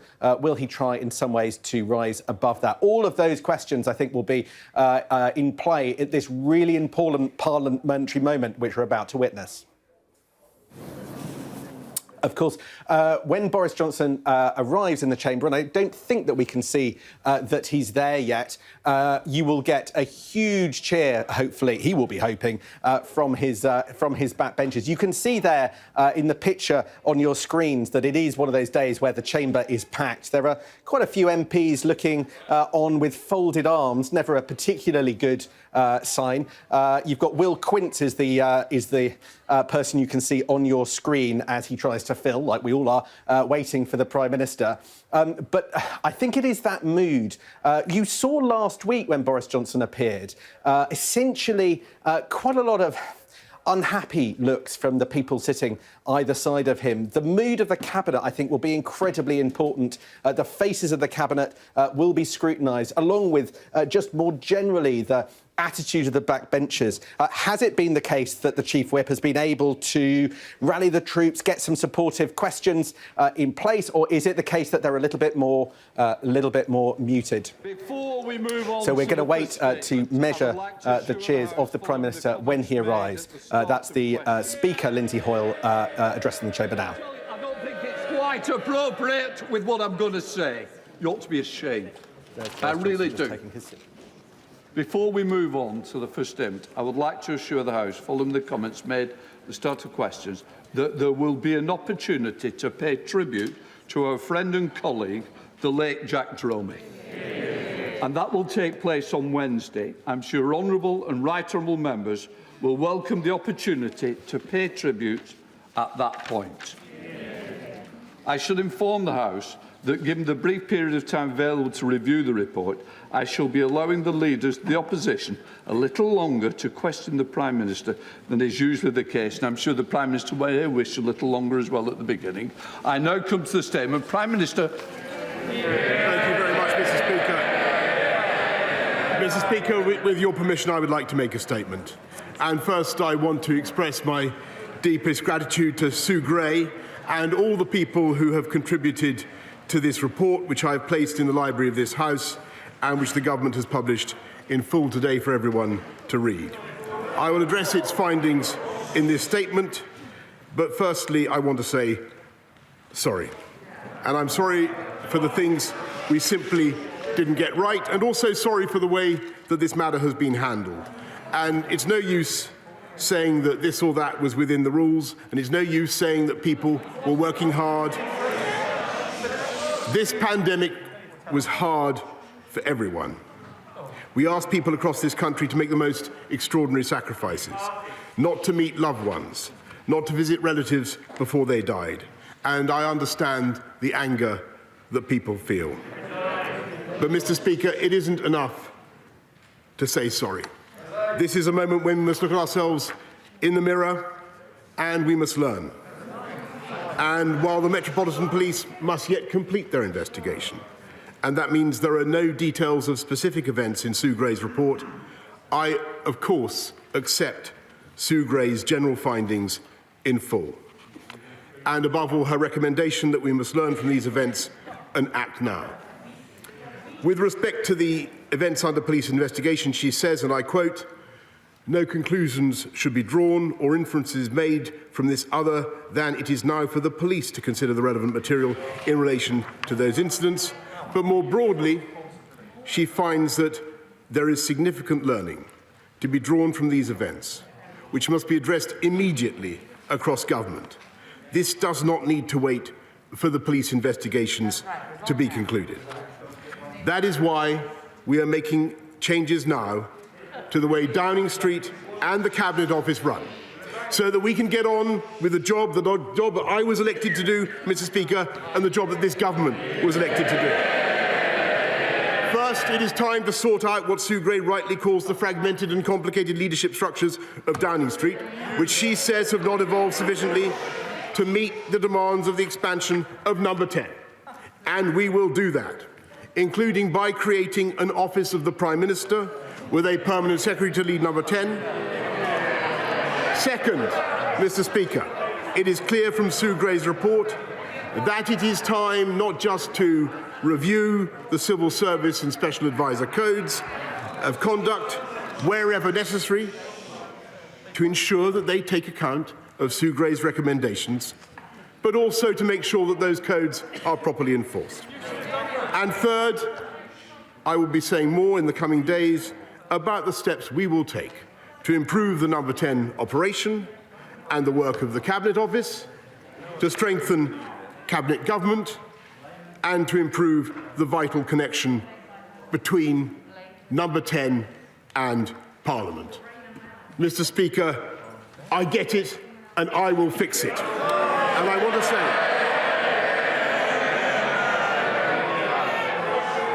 want to say, to the people of this country, I know what the issue is.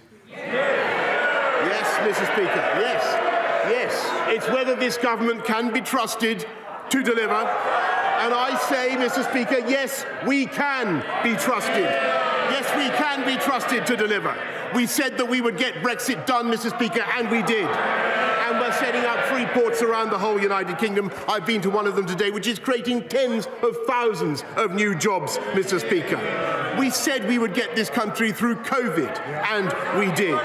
We delivered the fastest vaccine rollout in Europe and the fastest booster programme of any major economy, so that we've been able to restore people's freedoms faster than any comparable economy.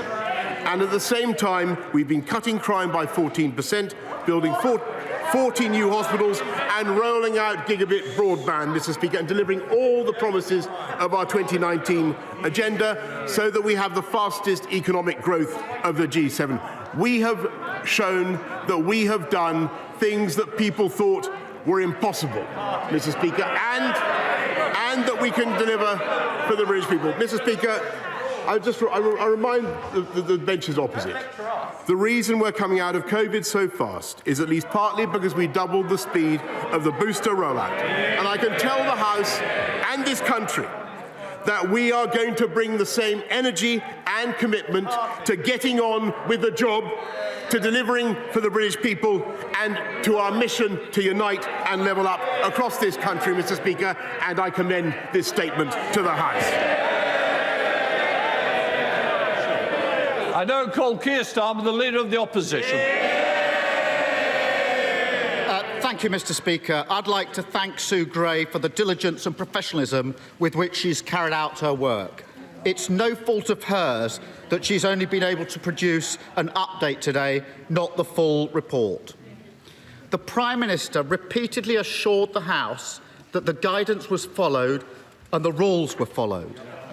But we now know that 12 cases have reached the threshold for criminal investigation, which I remind the House means that there is evidence of serious and flagrant breaches of lockdown, including the party on the 20th of May 2020, which we know the Prime Minister attended, and the party on the 13th of November 2020 in the Prime Minister's flat. There can be no doubt that the Prime Minister himself is now subject to criminal investigation.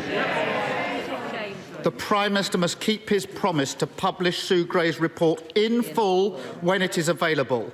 But it is already clear that the report discloses the most damning conclusion possible.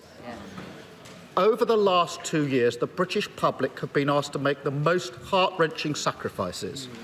A collective trauma, endured by all, enjoyed by none. Funerals have been missed, dying relatives unvisited. Every family has been marked by what we've been through. And revelations about the Prime Minister's behaviour have forced us all to rethink and relive those darkest moments. Many have been overcome by rage, by grief, and even guilt. Guilt that because they stuck to the law, they did not see their parents one last time. Guilt that because they didn't bend the rules, their children went months without seeing friends. Guilt that because they did as they were asked, they didn't go and visit lonely relatives. But people shouldn't feel guilty.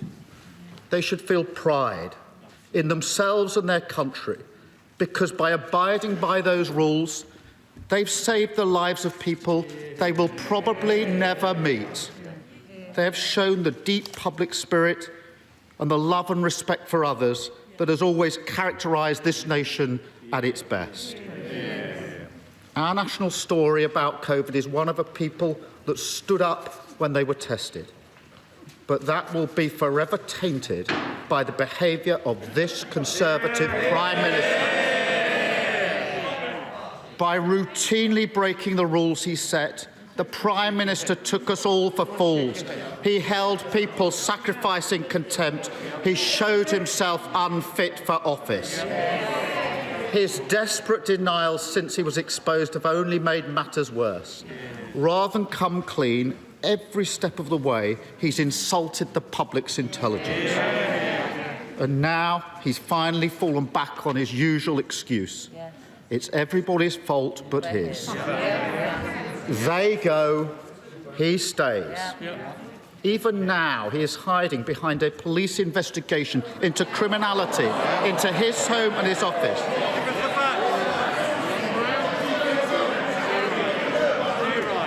Mr. Speaker, he gleefully treats what should be a mark of shame as a welcome shield.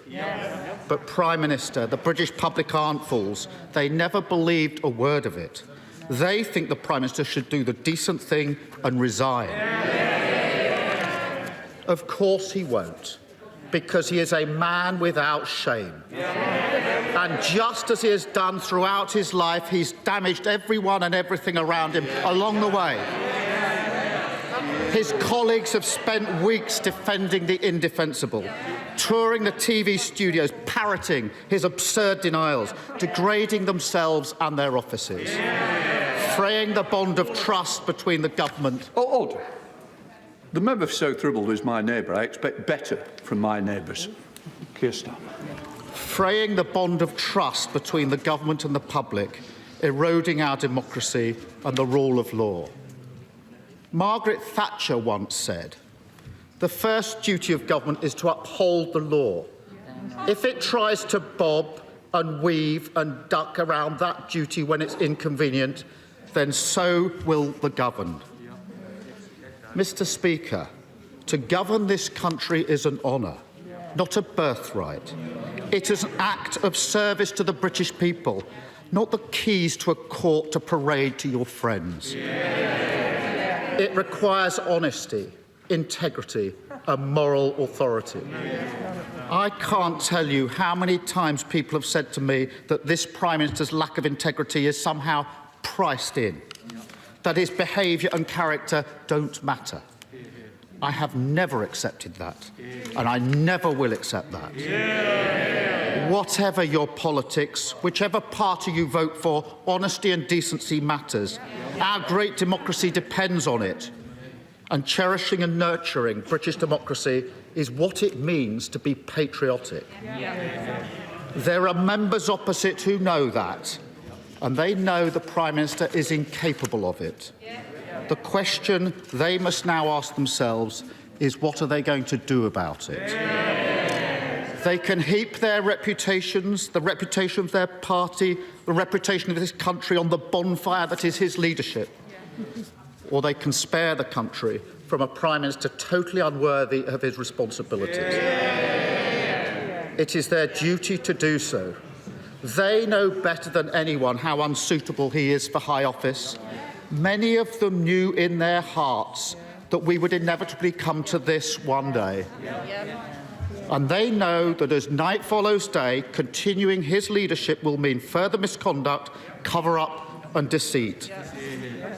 It is only they that can end this farce. The eyes of the country are upon them.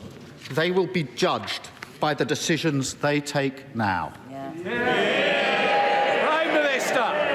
Well, Mr. Speaker, there's a reason why he said absolutely nothing about the report that was presented by this government and later put in the library of the House earlier on today. That is because, Mr. Speaker, the report does absolutely nothing to substantiate the tissue of nonsense he has just spoken. Absolutely nothing. Absolutely nothing. Instead, Mr. Speaker, this leader of the opposition, a former Director of Public Prosecutions, Mr. Speaker, he spent most of his time prosecuting journalists and failing to prosecute Jimmy Savile, as far as I can make out, Mr. Speaker. He, Mr. Speaker, chose to use this moment.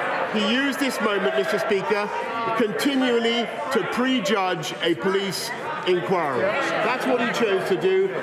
He's reached his conclusions about it. I'm not going to reach any conclusions, and he would be entirely wrong to do so.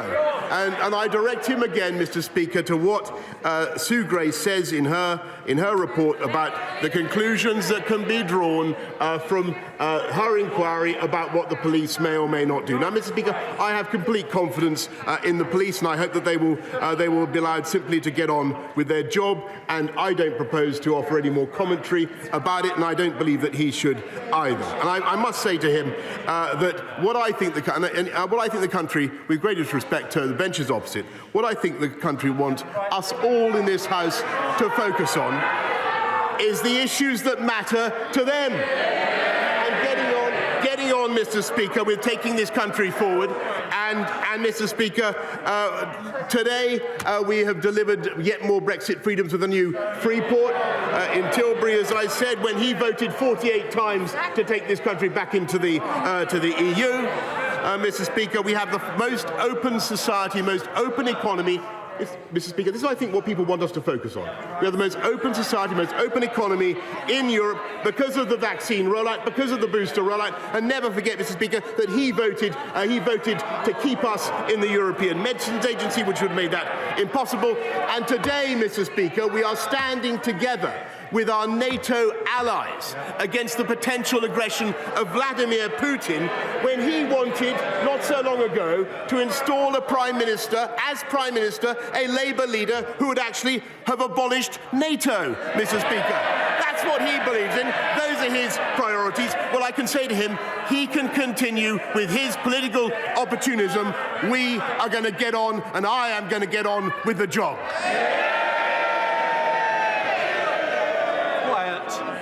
Theresa May. Thank you, Mr. Speaker. The COVID regulations impose significant restrictions on the freedoms of members of the public. They had a right to expect their Prime Minister to have read the rules, to understand the meaning of the rules, and indeed those around him to have done so too, and to set an example in following those rules. What the Gray report does show is that number 10 Downing Street was not observing the regulations they had imposed on members of the public. So either my right honourable friend had not read the rules, or didn't understand what they meant, and others around him, or they didn't think the rules applied to number 10. Which was it? Prime Minister! With respect to my right honourable friend. It's a very important question. I want to hear the answer, even if other people don't. Prime Minister. No, Mr. Speaker, that is not what the Gray report says. It is not what the Gray report says. But if I suggest that she waits to see the conclusion of the inquiry. I now come to the Leader of the SNP, Ian Blackford.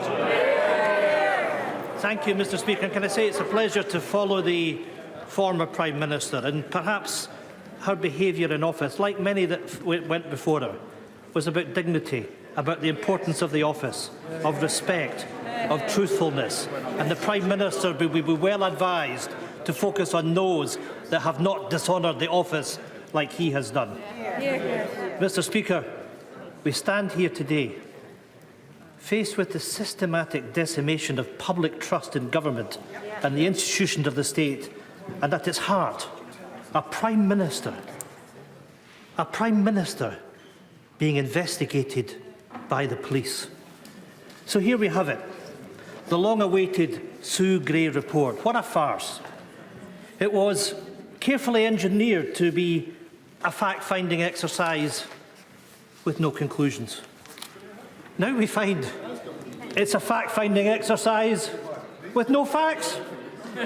So let's talk facts. The Prime Minister has told the House that all guidance was completely followed. There was no party. COVID rules were followed, and that I believed it was a work event. Nobody believed him then. And nobody believes you now, Prime Minister. That is the crux. No ifs, no buts. He has willfully misled Parliament. It's bad enough. Order! Inadvertent misled the House would be acceptable. Misled the House is not acceptable. Withdraw inadvertently. The Prime Minister inadvertently told the House on the 8th of December that no parties had taken place and then had to admit that they had. It's bad enough, Mr Speaker, that the Prime Minister's personal integrity is in the ditch, but this murky business is tainting everything around it. It is our intention to submit a motion instructing the Prime Minister to publish the Gray report in full. Will the Prime Minister obey an instruction by this House to publish as required? Mr Speaker, amidst allegations of blackmail by Tory whips, the members opposite have been defending the indefensible. Wait for the report, we were told. That's right. Well, here it is, and it tells us very little, except it does state that there were failures of leadership and judgment by different parts of Number 10.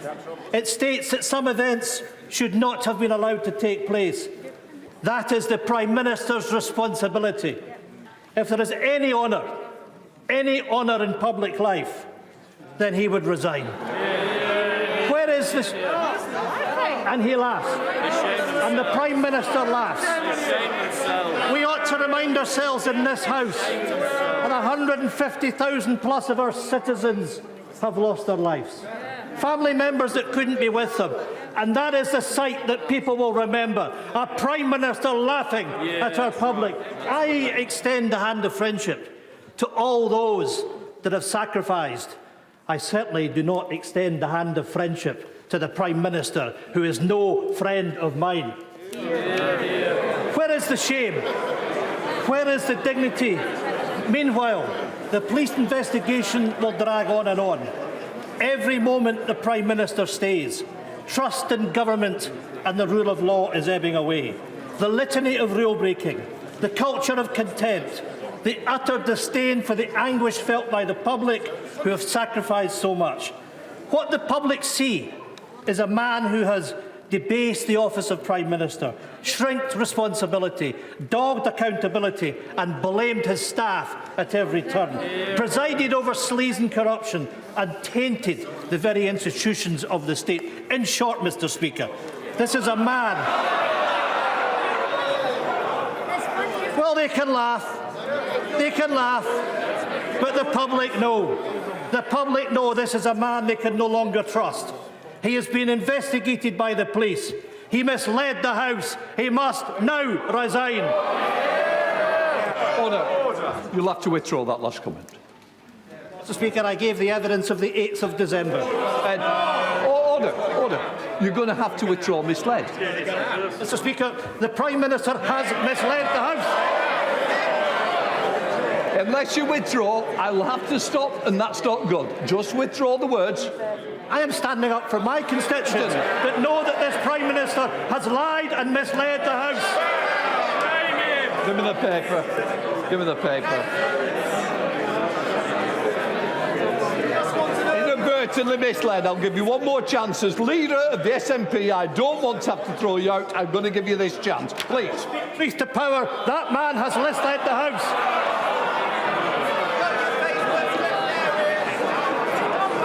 Shut up. I'm sorry it's come to this, and I'm sorry that the leader of the party has not got the decency to just withdraw those words in order that this debate can be represented by all political leaders. Would you like to inadvertently? Speaker, if the Prime Minister has inadvertently misled the House, then I will state that. Right, we're going to leave it at that. Prime Minister. Mr Speaker, I'm grateful to the Right Honourable Gentleman for withdrawing what he just said, because he was wrong then, and he, I'm afraid, is wrong in his analysis. And I apologise, as I've said, for all the suffering that people have had throughout this pandemic, and for the anger that people feel about what has taken place in Number 10 Downing Street. But I've got to tell the Right Honourable Gentleman that for much of what he said, his best course is simply to wait for the inquiry to be completed. Can I just say, I take it the Honourable Member has withdrawn it, the Right Honourable Member. That the Prime Minister may have inadvertently misled the House. Order. To help the House, you withdrawn your earlier comment and replaced it with inadvertently. It's not my fault if the Prime Minister can't be trusted to tell the truth. Under the power given to me by Standing Order number 43, I order the honourable member to withdraw immediately from the House. From the House. He's left anyway. Rivera, it's all right, we don't need to bother. Right, let us move on. Andrew Mitchell. Does my right honourable friend recall that ever since he joined the party's candidates list 30 years ago, until we got him into number 10, he has enjoyed my full-throated support? But I'm deeply concerned by these events, and very concerned indeed by some of the things he has said from that dispatch box and has said to the British public and our constituents. When he kindly invited me to see him 10 days ago, I told him that I thought he should think very carefully about what was now in the best interests of our country and of the Conservative Party. And I have to tell him he no longer enjoys my support. Mr. Speaker, I must tell respectfully my right honourable friend, great though the admiration is that I have of him, I simply think that he's mistaken in his views, and I urge him to reconsider upon full consideration of the inquiry. Dame Angela Riedel. Thank you very much, Mr. Speaker. The Prime Minister told us, and I'm quoting him, I have repeatedly been assured since these allegations emerged that there was no party and that no COVID rules were broken. We now know that 12 of the 16 parties are subject to a police investigation, and that of the remaining 4, the Sue Gray report says that she's seen a serious failure to observe the high standards at number 10. She's seen failures of leadership, failures of judgment, and the Prime Minister thinks this is fine. So just how bad do things have to be before he takes personal responsibility, does what everybody in this country wants him to do, and resign? Mr. Speaker, what we are doing is taking the action that I've described to set up a Prime Minister's department to improve the operation of number 10, and we will be taking further steps, Mr. Speaker, in the days ahead. Graham Stewart. Speaker, the inquiry has found there have been serious failings and has suggested there be changes in the way that number 10 is run, and there's a real opportunity now to take forward this new office of the Prime Minister and ensure further improvements are made so that we can carry on delivering. Of course, what the parties opposite hate is the fact that this government will carry on delivering on the things that matter most to people, while also making sure that the governance within number 10 is improved. I thank my right honourable friend very, very much. I think he's completely right. I do think that the opposition, of course, want to keep their focus trained on this. That's their decision. I think, Mr. Speaker, what the people of this country want us to do is to get on with the job that they want us to do, and that is to serve them, Mr. Speaker, and to stop talking, frankly, about ourselves. Mr. Speaker, there is no word in the English language for a parent who has lost a child. No equivalent of widow or orphan for that particular horror. It is a loss that is literally beyond words. A loss that hundreds and thousands of parents have tragically experienced during this pandemic. Many had to bury their children alone. Many couldn't be there with them at the end. Meanwhile, number 10 parted. Yep. Does the Prime Minister understand? Does he care about the enormous hurt his actions have caused to bereaved families across our country? Will he finally accept that the only decent thing that he can do now is to resign? Mr. Speaker, I do care deeply about the hurt that is felt across the country about the suggestion that things were going on in number 10 that were in contravention of the COVID rules. And I understand how deeply people feel about this and how angry that they are. And I've apologised several times, Mr. Speaker. But I must say that I think we should wait for the outcome of the inquiry before jumping to the conclusions that he has. And in the meantime, we should focus on the issues that matter to the British people. Caroline Notes. Speaker, the public and this House have been frustrated by having to wait for Sue Gray, wait for the Metropolitan Police, and today the Prime Minister has announced his new office at number 10. Please can you let this House know what specific structures are going to be put in place so that this House can hold it accountable? Well, Mr. Speaker, we will make sure that there's a new permanent secretary who will be accountable to me, and we will make sure that the codes of conduct that are applied both to SPADs and to civil servants are properly enforced, and of course all of that will be properly communicated to the House, Mr. Speaker, and what I want to see is much better communication and links between number 10 and the entirety of the House of Commons, and we will do that. Sir George Howard. Thank you, Mr. Speaker. Yesterday, at the local Tesco store in my constituency, a constituent asked me, and it was in a tone more in sorrow than in anger, why doesn't the Prime Minister realise that as every day goes by, he damages the reputation of our country and abroad and around the world? Why, he said, doesn't the Prime Minister realise that? How would he respond to that constituent? Mr. Speaker, I think the reputation of our country around the world is built on the fastest vaccine rollout in Europe, if not in all the major economies. It is built on having the fastest growth, therefore, in the G7, and it is built on our ability to bring our allies together to stand up against Vladimir Putin. That is what the world is focused on. That is what I'm focused on, and that, frankly, is what he should be focused on. Sir Bernard Jenkins. Thank you, Mr. Speaker. Can my right honourable friend, first of all, remind the Leader of the Opposition and the Labour Party that the backbenchers of the Conservative Party need no reminders about how to dispose of a failing leader? And can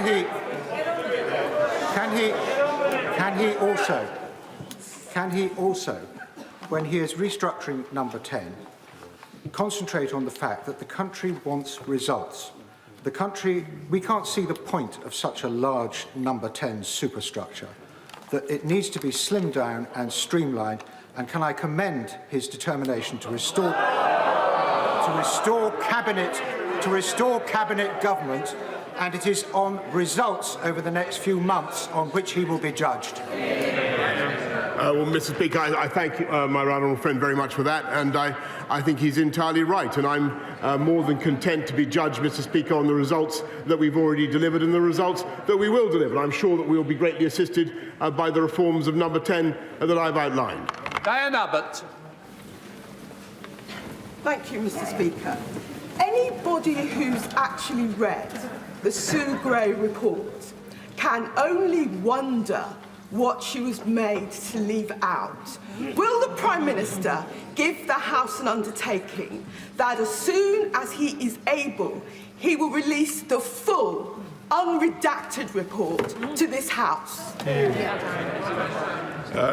Mr. Speaker, Sue Gray has published everything that she can, and I propose that we wait until the conclusion of the inquiry. But in the meantime, Mr. Speaker, I think it peculiar that the report is being simultaneously hailed as utterly damning, but also condemned for not having enough in it. Mr. Speaker, it can't be both. Vital Fabricant. President Truman had on his desk, "The buck stops here." So the Prime Minister was right to apologise for the events that happened in number 10 Downing Street. 2 weeks ago, I reminded Tom Harwood that Tony Blair suggested that there should be an Office of Prime Minister so that it could be governed not from 70 Whitehall, but from the building itself. Could the Prime Minister tell me how he envisions the office will work? Will the permanent secretary be based in number 10, controlling what civil servants do in number 10?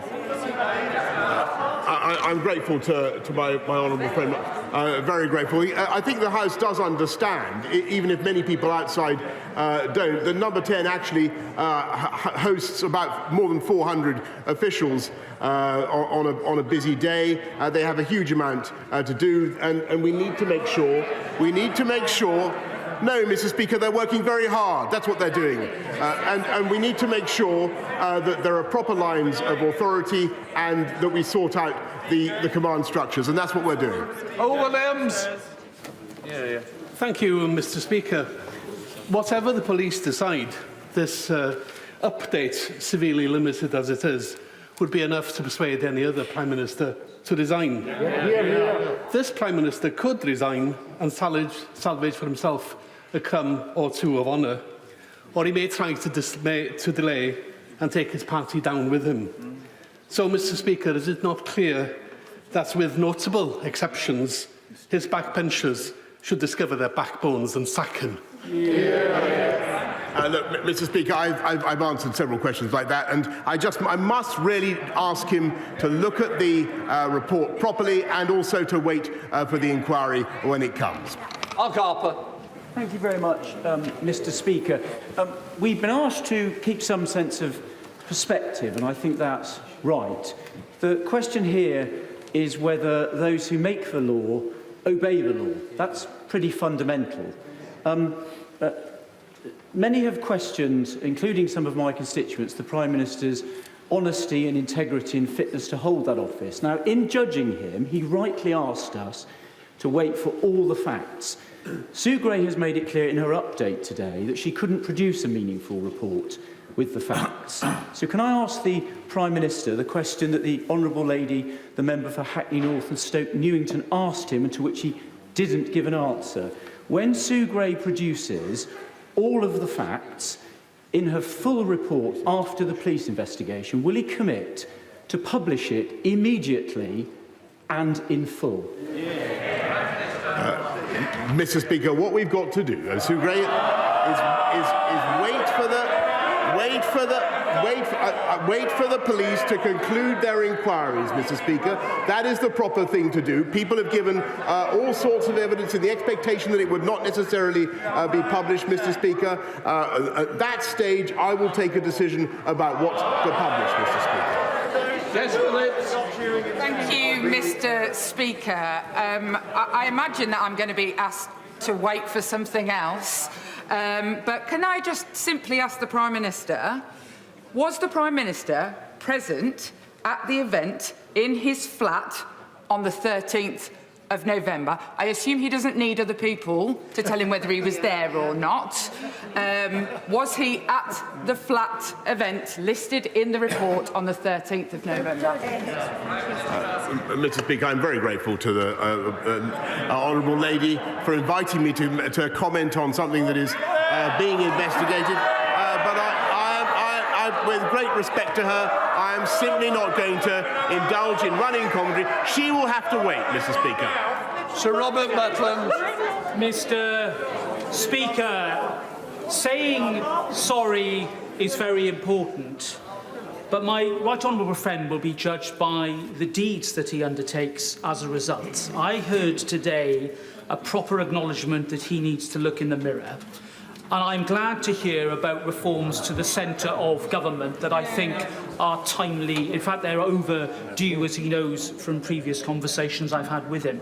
But will he give me and the House this undertaking today, that in cooperating with the Metropolitan Police inquiry, he will show the appropriate tone and approach that I think the British public demand of him as a person of serious purpose who is up to the level of events. That's what we expect from him now, and that's what I'll be expecting him to do. I thank my right honourable friend very much, and I just want to stress, Mr. Speaker, that I have great admiration for the Metropolitan Police and full confidence in the police. And I just suggest that they be allowed now to get on with their job. Thank you, Mr. Speaker. We now know that there's a criminal investigation into the party that took place on the 13th of November 2020 in his flat to celebrate the exit of Mr Cummings. On the 8th of December last year, he came to that dispatch box and flatly denied the very idea that any such party had taken place. He's shaking his head in answer to my honourable friend, the member for Hornsey and Wood Green. He said it had not happened.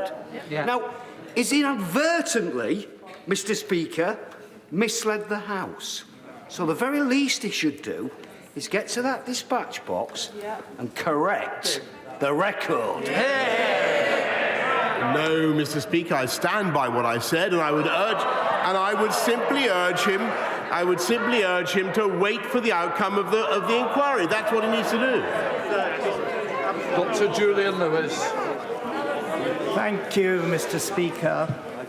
May I advise my right honourable friend publicly what I have said to emissaries from his campaign team privately, that it is truly in his interest, in the government's interest, and in the national interest that he should insist on receiving the full, unredacted report immediately, as I believe he can, and that he should then publish the uncensored version without any further delay. Well, I'm very grateful to my right honourable friend, but I think extensive legal advice has been taken on this point, and Sue Gray has published everything that she thinks she can that is consistent with that advice. Joanna Cherry. Thank you, Mr Speaker. If the police investigation were to result in serious criminal charges, necessitating a criminal trial, such as, I don't know, for example, misconduct in public office or conspiracy to pervert the course of justice, how would the Prime Minister feel about having to give evidence on oath?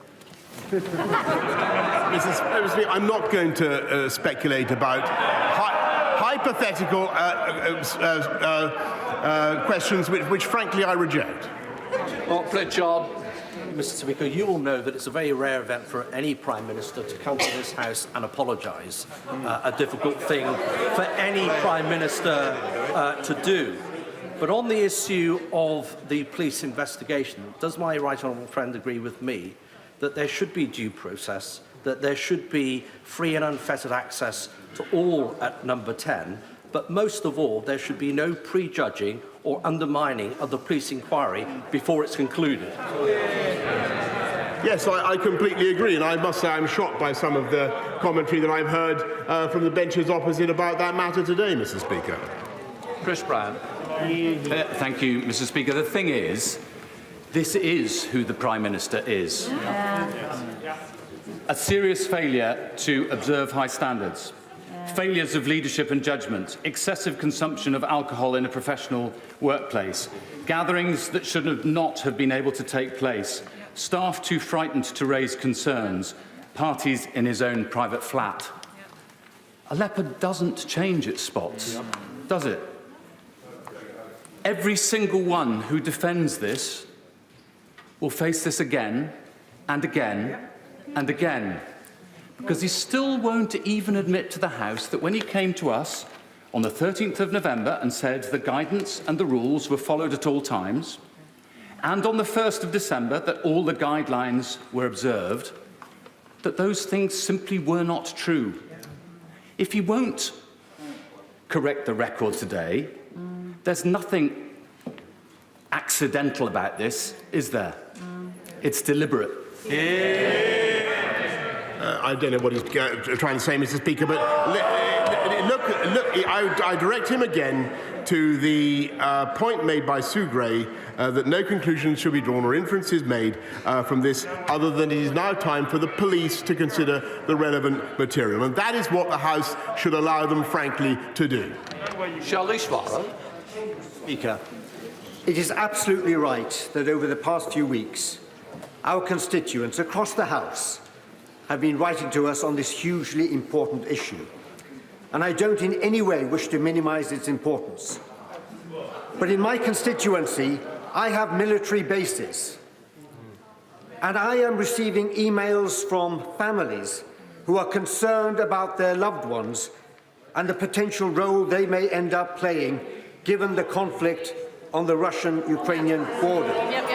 Members opposite may treat this lightly, but for the families who have those serving in the military do not treat it lightly. Would my right honourable friend give me an assurance that, notwithstanding the importance of the issue that we are discussing at present, his government will start addressing other important matters that concern my constituents and the constituents of people across this House? Thank him very much indeed, and I think he's completely right. Of course, these matters are important. We've got to wait for the inquiry, but in the meantime, the UK has got to play the leading role that we are, Mr. Speaker, in bringing the West together to make a united front against Vladimir Putin, particularly with the economic sanctions that we need, Mr. Speaker. And that is the priority of the government right now. Colin Eastwood. Thank you, Mr. Speaker. While the Prime Minister was eating birthday cake with his pals, people were standing outside nursing home windows looking in at their loved ones dying. And contrary to what the Prime Minister has said from that very dispatch box multiple times, any objective reading of Sue Gray's update makes it absolutely clear that the rules were broken multiple times in Downing Street.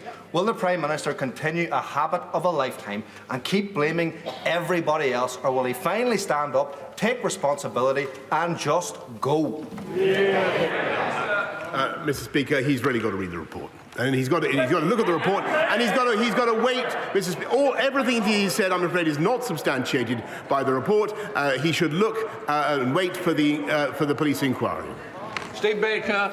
Thank you, Mr. Speaker. Millions of people took seriously a communications campaign apparently designed by behavioural psychologists to bully, to shame and to terrify them into compliance with minute restrictions on their freedom. What is my right honourable friend's central message to those people who meticulously complied with all of the rules and suffered terribly for it, including, I might say, those people whose mental health will have suffered appallingly as a result of the messages his government was sending out? Mr. Speaker, I want to thank all those people for everything that they did, because together they have helped us to control coronavirus, and I think thanks to their amazing actions in coming forward to get vaccinated, we're now in a far better position than many other countries around the world. So I have a massive debt of gratitude to all the people that he describes. Then Diana Johnson. Question asked by my honourable friend, the member for Birmingham Yardley. I'm not asking for a running commentary, but I would like to know whether the Prime Minister was present in his flat at the event on the 13th of November 2020. I'm really grateful to him, Mr. Speaker, and I understand why people want me to elaborate on all sorts of points, but I am not going to make a running commentary on a matter that is now being considered by the authorities. I've got to wait for them to conclude. Andrew Jones. Mr. Speaker, the update that we have from Sue Gray today is, as she says herself, extremely limited, and that it is not possible at present to provide a meaningful report. So will my right honourable friend confirm that at the earliest opportunity he will have the report published in full? Mr. Speaker, what we will do is wait until the police have concluded their inquiries and then see what more we can publish. That is what we're going to do. Catherine West. Thank you very much, Mr. Speaker. As the Prime Minister will recall, on the 8th of December in Prime Minister's questions, I asked him, was there a party in Downing Street on the 13th of November? And now the report says, in the bullet point on the first page, that there was a gathering in the number 10 Downing Street flat, a gathering in the number 10 Downing Street on the departure of a special advisor. Did he inadvertently mislead this House, put us all out of our agony and stop dragging democracy through the mud?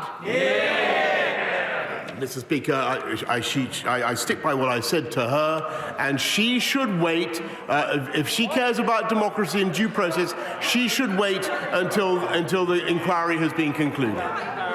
Mark Jenkins. Thank you, Mr. Speaker. As a non-drinker who long ago realised that sobriety delivers everything that alcohol promised, I've noticed with interest that a drinking culture exists in Downing Street and in fact predates my right honourable friend's tenure by some decades. Does he, like me, welcome Sue Gray's report, and will he commit to fixing that culture? Yes, Mr. Speaker, I thank you very much, and we're certainly, Mr. Speaker, going to take up the relevant parts of her recommendations and see that they're properly enforced within the civil service and the SPAD code. Lucas. Thank you very much, Mr. Speaker. The shocking incompetence of the Met Police has meant that we have a report that has been gutted. But frankly, we didn't need Sue Gray to tell us about the level of dishonour and deception that has infected not only Downing Street, but so many in the party opposite. It has been excruciating to watch so many Tory MPs and ministers willing to defend the indefensible, calculating what's in their own party political interests rather than what's right for our country, complicit in the same decaying system where the pursuit of power trumps integrity. The Prime Minister is certainly a bad apple, but the whole tree is rotten and the whole country wants reform. Couldn't we make a start with a major overhaul of the ministerial code, given that its founding assumption that it could be policed by a Prime Minister of the day because they would be a person of honesty and integrity, that founding assumption has been so widely and comprehensively and utterly discredited. Mr. Speaker, of all the things that she just... We are reforming the ministerial code, but of all the things that I disagree with her about and what she's just said, I disagree with her most passionately in what she's just said about the police. I think they do an outstanding job. I think we should allow them to get on with that job, and I will await their conclusions. Thank you, Doyle Price. Thank you, Mr. Speaker. If I just draw attention to finding number 7 in this report, which documents that actually number 10 Downing Street has morphed from a small team in support of the Prime Minister to a self-indulgent bureaucracy all its own. And I personally am tired of reading Sunday newspapers which read officials briefing against ministers, delays by things being stuck in number 10 as I speak to ministers who are getting frustrated. So, can I ask my right honourable friend that as he institutes this review, call me old-fashioned, but ministers are accountable for decisions and that they're taken in their name, not flunkies in number 10, and will he ensure that reforms properly restore ministerial accountability? Yes.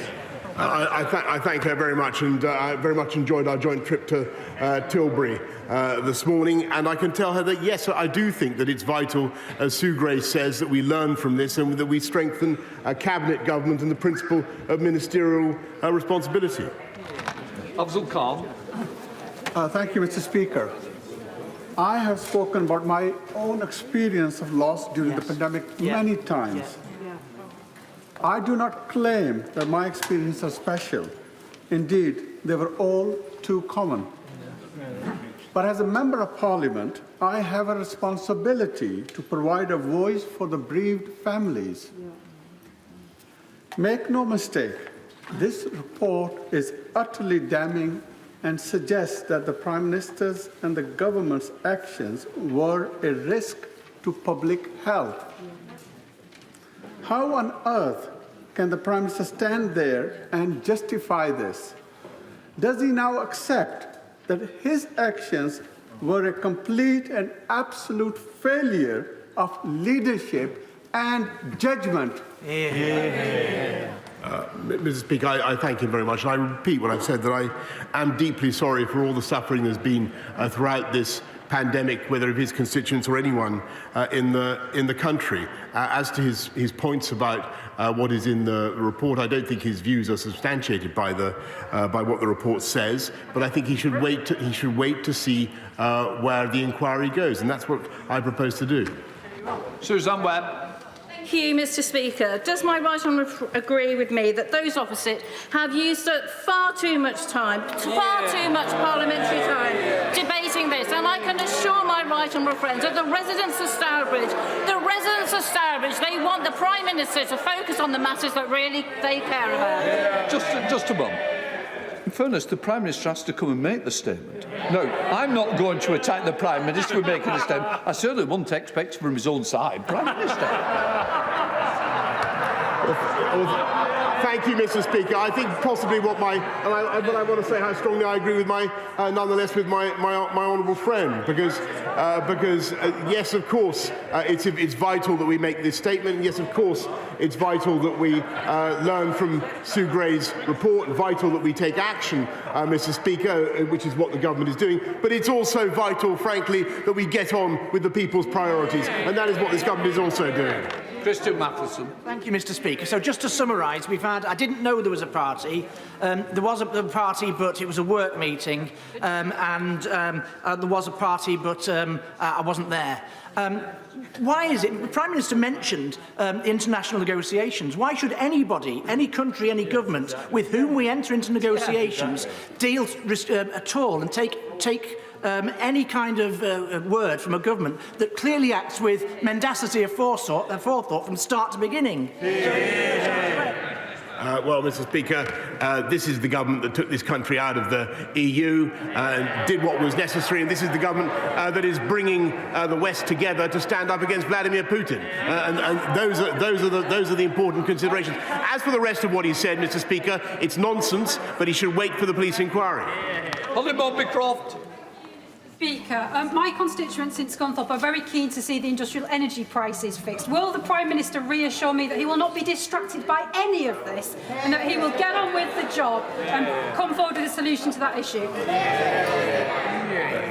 Yes, I think my honourable friend is completely right. We not only need to address consumer energy costs, we need to address business and industrial energy costs as well. And I know that my right honourable friend, the Chancellor, will be bringing forward a package of measures as soon as he can. Kirsten Oswald. Mr. Speaker, during his statement, the Prime Minister kept referring to we when he talks about the sorry saga that Sue Gray has reported. But, Mr. Speaker, it's his rules, it's his rule breaking, it's his inability to tell the truth about it that's the issue. He is the Prime Minister. Does he not take any personal responsibility at all for this disgraceful fiasco? Mr. Speaker, I've taken full responsibility throughout the pandemic. Richard Fuller. Speaker, as with the report on Owen Paterson, I felt it was important to support the process and read the report. And that's because I think it's important to separate fact from allegation and to know what the report actually says rather than what I would wish it to say. Two lessons that the Leader of the Opposition needs to learn. I promised my constituents that I would ask the Prime Minister to say that he would support the recommendations in the report. There are 4. That every government department has a clear and robust policy in place covering the consumption of alcohol in the workplace. That access to the garden, including for meetings, should be invitation only and in a controlled environment. That there should be easier ways for staff to raise such concerns, basically whistleblowing, and that too much responsibility and expectation is placed on the senior official whose principal function is the direct support of the Prime Minister. Those are the facts and the findings of the report. Will the Prime Minister accept them in full? Yes, Mr. Speaker, I do. And as I've said to the House earlier on, I accept the findings of the report in full, the general findings, and we are immediately taking steps to implement the changes. Maria Riedel. The Prime Minister's just said he accepts the findings of the report. One of them says that there were failures of leadership and judgment by different parts of Number 10 in the Cabinet Office at different times. He provides the political leadership and the political judgment at Number 10. Does he accept his own personal wrongdoing and failings in this regard? Mr. Speaker, not only have I accepted full responsibility throughout, but I have apologised repeatedly to the House for any misjudgments that I may have made myself. But again, I must urge her to wait for the conclusion of the inquiry. Aaron Bell. It seems a lot of people attended events in May 2020. The one I recall attending was my grandmother's funeral. She was a wonderful woman. As well as a love for her family, she served her community as a councillor, and she served Dartford Conservative Association loyally for many years. I drove for 3 hours from Staffordshire to Kent. Only 10 people at the funeral. Many people who loved her had to watch online. I didn't hug my siblings. I didn't hug my parents. I gave a eulogy. And then afterwards, I didn't even go to her house for a cup of tea. I drove back 3 hours from Kent to Staffordshire. Does the Prime Minister think I'm a fool? No, Mr. Speaker, and I want to thank my honourable friend, and I want to say how deeply I sympathise with him and his family for their loss. And all I can say is, again, that I'm very, very sorry for misjudgments that may be made by me or anybody else in Number 10 and the Cabinet Office, and I can only ask him respectfully, Mr. Speaker, to look at what Sue Gray has said, but also to wait for the conclusion of the inquiry. Thank you, Mr. Speaker. It's important that this House can trust what ministers tell us from that dispatch box. And on the 8th of December, regarding events at number 10 Downing Street, the Prime Minister said, "I repeat that I've been repeatedly assured since these allegations emerged that there was no party and that no COVID rules were broken. That is what I've been repeatedly assured." Now, the people who gave him those assurances led to him inadvertently misleading the House. So have those people faced any disciplinary proceedings? Mr. Speaker, first of all, he needs to I'm afraid, to await the conclusions of the police inquiry, because I'm afraid the premise of his question may or may not be substantiated. But what I can tell the House is, yes, as I've said before, there certainly will be changes in the way we do things and changes in Number 10. Duncan Baker. Speaker, North Norfolk consistently had some of the lowest levels of infection in the country. We followed the rules. So many of my constituents have been incensed. The damage that this is doing to the government is enormous. It is about integrity and trust. Can I ask again, because people want to know, how can the Prime Minister now satisfy my constituents and assure me that full accountability and transparency on the findings of the final Gray report will swiftly follow? Well, Mr. Speaker, I will do whatever I can to ensure that this House has as much clarity as possible. There are legal issues that we face, Mr. Speaker, about some of the testimony that has been given. But in the meantime, what I think Sue Gray wants us to do is to wait for the conclusion of the investigation, of the inquiry, and to see where that goes, and to support the police in their work.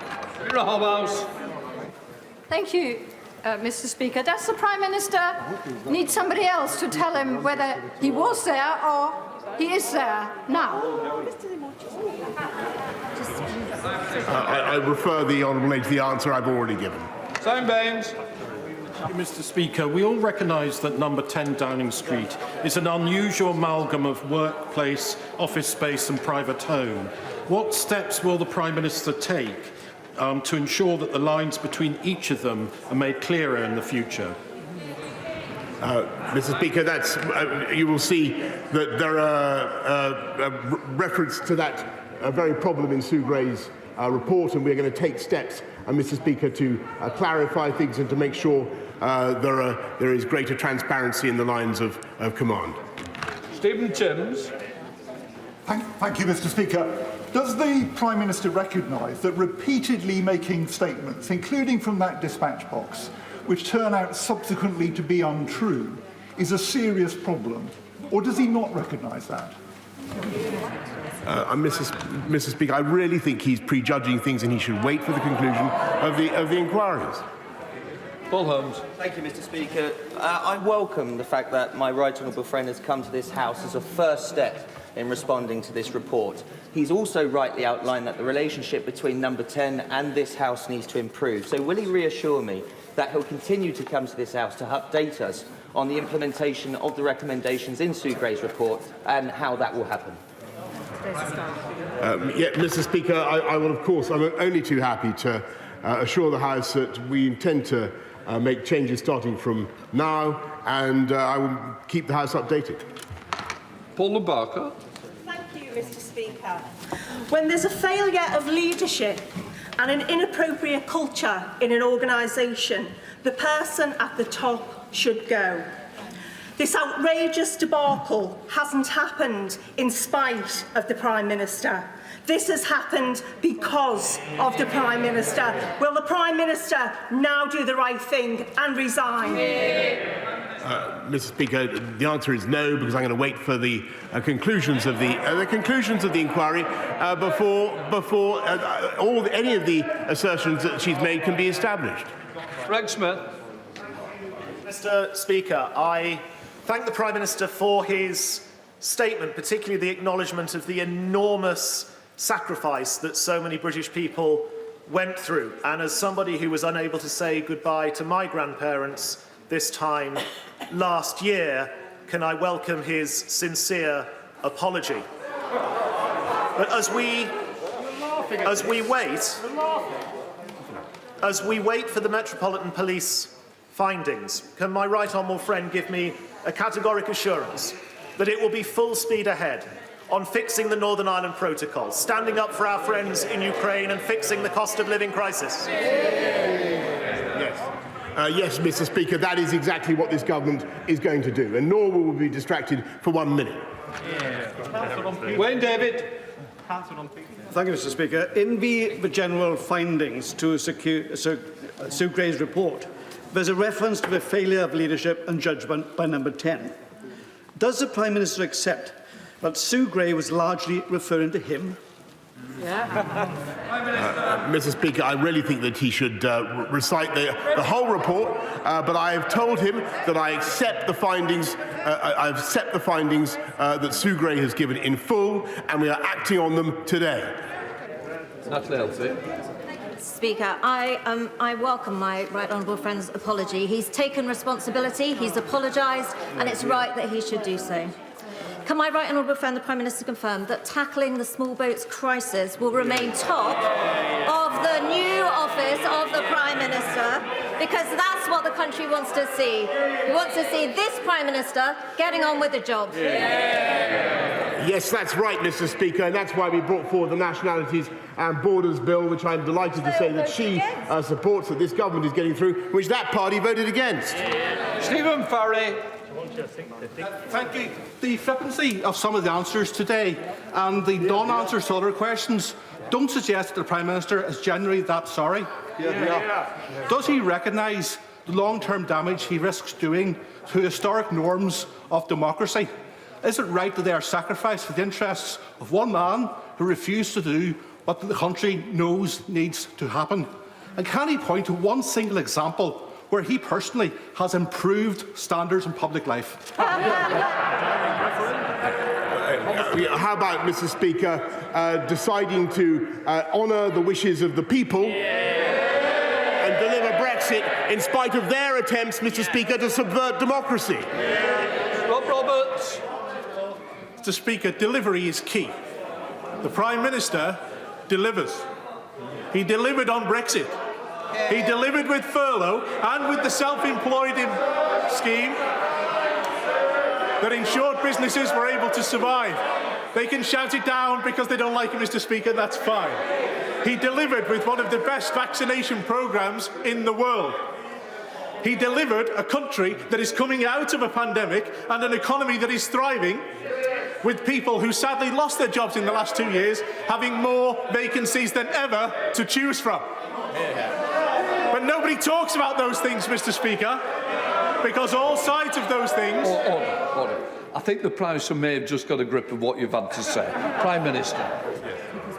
Well, Mr. Speaker, we're going to deliver on the people's priorities, and we're going to deliver and keep delivering for Wales. Florence Session-Lomé. Thank you, Mr. Speaker. Mr. Speaker, one of the hardest things I had to do as an MP is speak to the family of Ismail Mohammed Abdulwali. He was 13 years old when he died on the 30th of March. He was one of the youngest people to lose his life to COVID. I will admit, Mr. Speaker, when I spoke to his mother, I broke down on that call. Ismail's family, like so many other constituents up and down in Vauxhall, followed the rule. Many of them were scared to go out. Many of them had to bury their loved ones without being there. Many of them walked past the COVID memorial wall in my constituency with that heart showing their loss. Does the Prime Minister now understand, and does he not feel ashamed that his actions have brought disrepute to the office that he holds?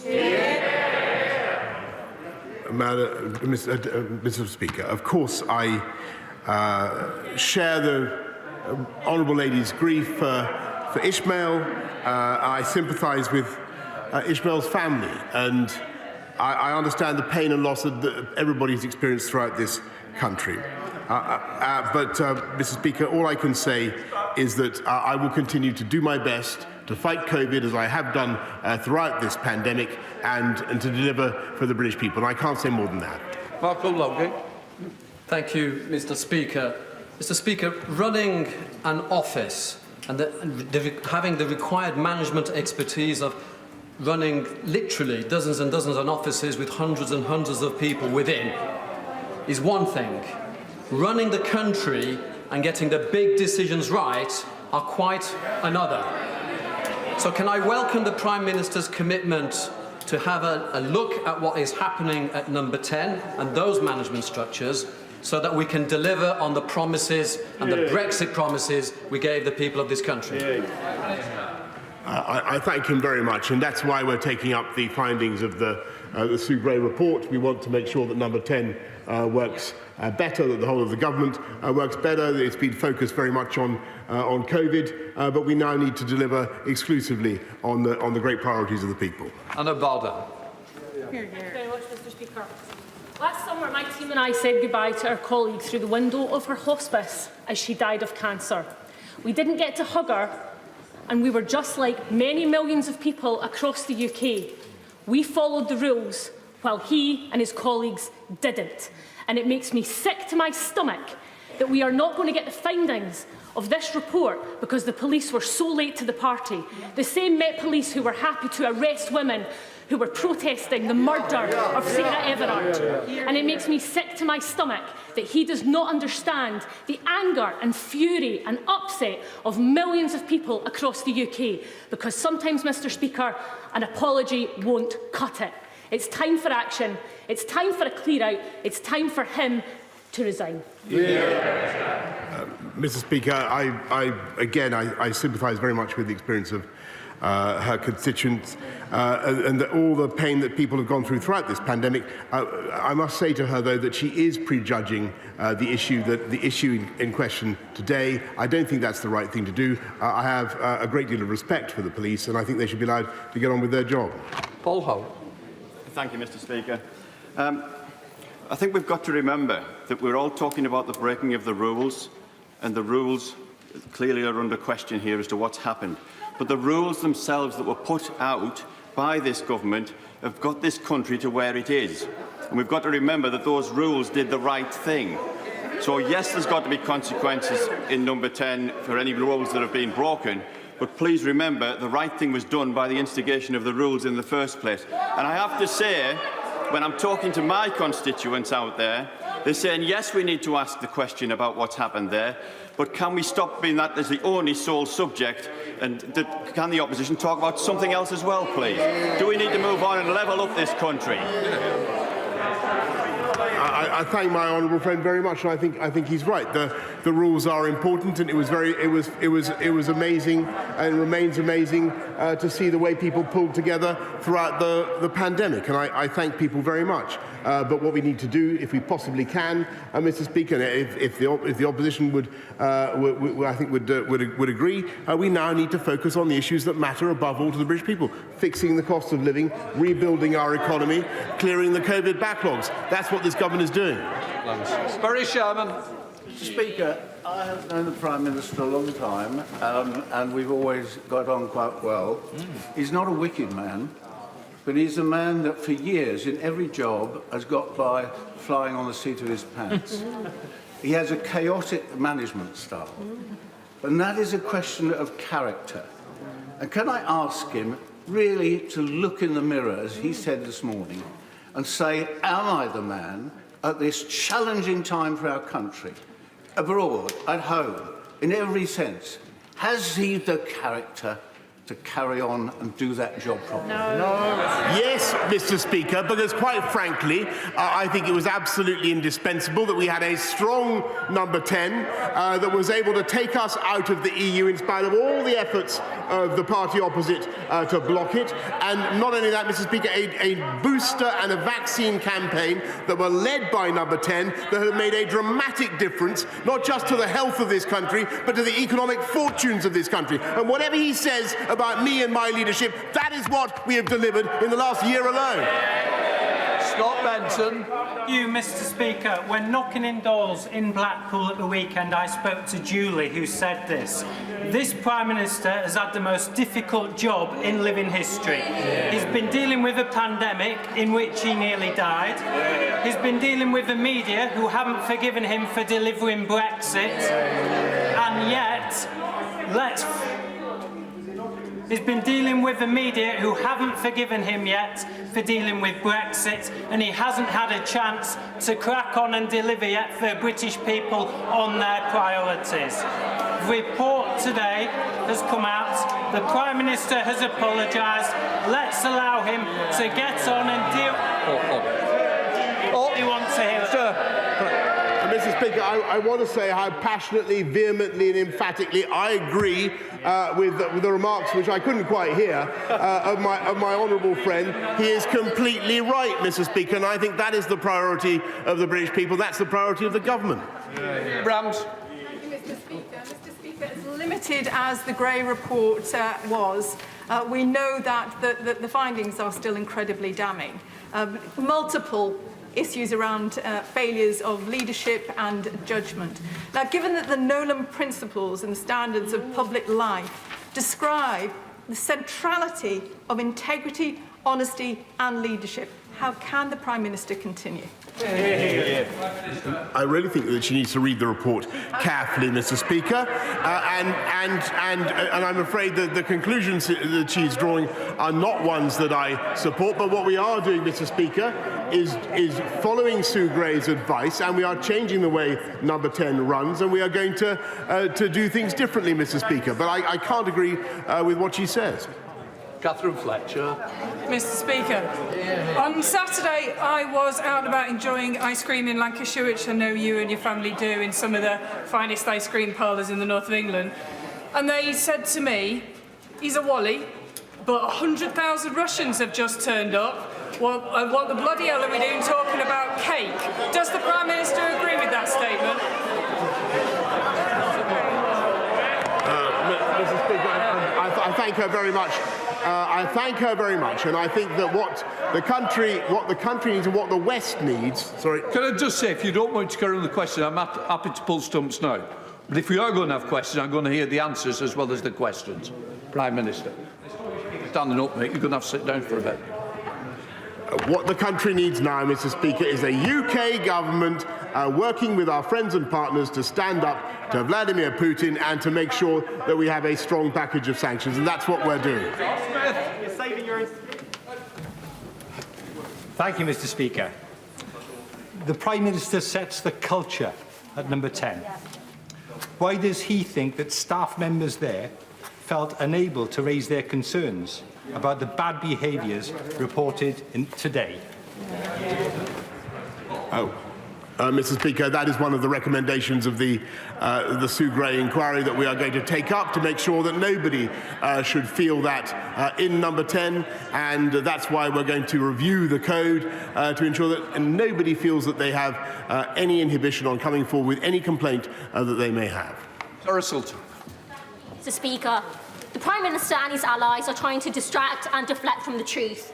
But here are the indisputable facts. The Prime Minister attended Downing Street parties. He told this House and the people that we represent that he attended no parties, and in fact that there were no parties. The rules were clearly broken. The ministerial code has been violated. So when will he stop insulting the intelligence of the British people and do the right thing and resign? Mr. Speaker, I really think she's got to let the Metropolitan Police get on and do their job. Brendan O'Hara. Mr. Speaker, does the Prime Minister not recognise that the public are rapidly losing faith in the institutions that they must be able to trust if our democracy is to survive? Because it appears that there is no individual, no organisation, no group or no force whose reputation won't be sacrificed on the altar of saving this Prime Minister. So can I ask the Prime Minister, does he consider the erosion of public trust in the foundations of our democracy a price worth paying to ensure his personal survival? Mr. Speaker, I believe that amongst the foundations of our democracy are due process and the rule of law and allowing the police to get on with their job. And that's what we're going to do. Luke Pollard. Thank you, Mr. Speaker. Part 4 of Sue Gray's report says that there is a culture of excessive consumption of alcohol, which is not appropriate. Is there also a culture of excessive drug taking in Downing Street? Prime Minister. Mr. Speaker, any drug taking would be excessive, and perhaps he should direct that question at the Labour front bench. Good question. Direct Twig.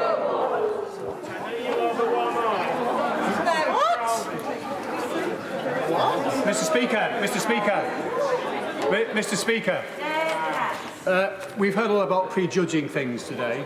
We only have to look at paragraph 3 of the general findings, which talks about failures of leadership, judgment in different parts of number 10 in the Cabinet Office, and it says some events should never have been allowed to take place and other events should not have been allowed to develop as it did. I think that's prejudging anything. It's very clear. There's only one person in charge of number 10 in totality, and that's the Prime Minister. So let me just remind the Prime Minister why this matters about this rule breaking and the way number 10 behaved. Let me quote a constituent, one of a number of emails I had from constituents who lost loved ones.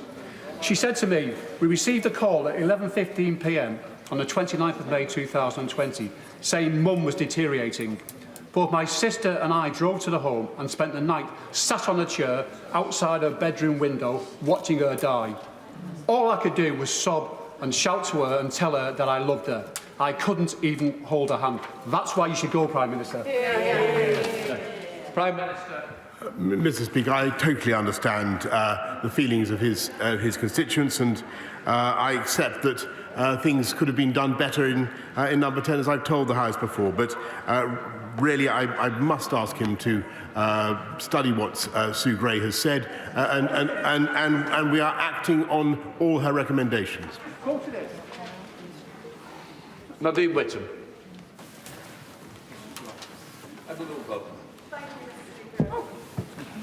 Which one of them, Mr. Speaker? She's there. Nadine Whittam. Yeah, go on. Thank you, Mr. Speaker. Can the Prime Minister explain how changing the civil service hierarchy will prevent him from breaching the COVID regulations, as he has admitted in this House? When will he take responsibility for his own actions, stop hiding behind other people? My constituents don't want another government department. They want him to resign. Prime Minister. Mr. Speaker, she's wrong in what she said, and I direct her to what I've said earlier on. Thank you very much, Mr. Speaker. It's been further revealed that in April 2021, as the Prime Minister partied, he also swiftly rejected the idea of bereavement bubbles for those who'd lost loved ones, suffered miscarriages, stillbirths or a child neonatal death. Far from getting it, he's deflected, laughed and smirked his way through this statement. He's a disingenuous man, isn't he? Yeah. Prime Minister. Mr. Speaker, no, this has been a harrowing and tragic experience for the entire country. We've done our best to deal with it. And as for what she says about what's been going on in number 10, I ask her to look at the report, but also to wait for the police inquiry. Owen Thompson. Thank you, Mr. Speaker. Now, this afternoon we've heard the distraction, the deflection, there's confusion, and we can't even get the answers to the most simplest of questions about whether we can actually get the full report published when it's available. So, Mr. Speaker, could I ask the Prime Minister, is it the case now that we're looking at a situation of hobble, hobble, quack, quack? Prime Minister. Mr. Speaker, nothing would give me greater pleasure than to publish everything that we currently have. But the fact is, Mr. Speaker, that there are legal impediments and we have to wait until the police inquiry is concluded. Sir William Cash. Thank you, Mr. Speaker. I accept entirely what the Prime Minister has just said. It is absolutely essential that we wait. It's absolutely essential that we wait until we hear the next stage in these proceedings in relation to any future investigations. I'd also like to draw attention to the historic achievements of this Prime Minister in relation to not only delivering Brexit, but in relation to delivering the vaccine rollout and in relation to his dealings with Mr. Putin. And I believe that everybody should take that most firmly into account. I thank you very much, and I think he's completely right. He might have added, by the way, that we have the fastest economic growth in the G7, Mr. Speaker, thanks to the steps this government has been taking. Thank you, Mr. Speaker. We've established that there were parties. We are just really arguing about who is responsible. And as the Honourable Member for Thurrock said earlier, that's a minister.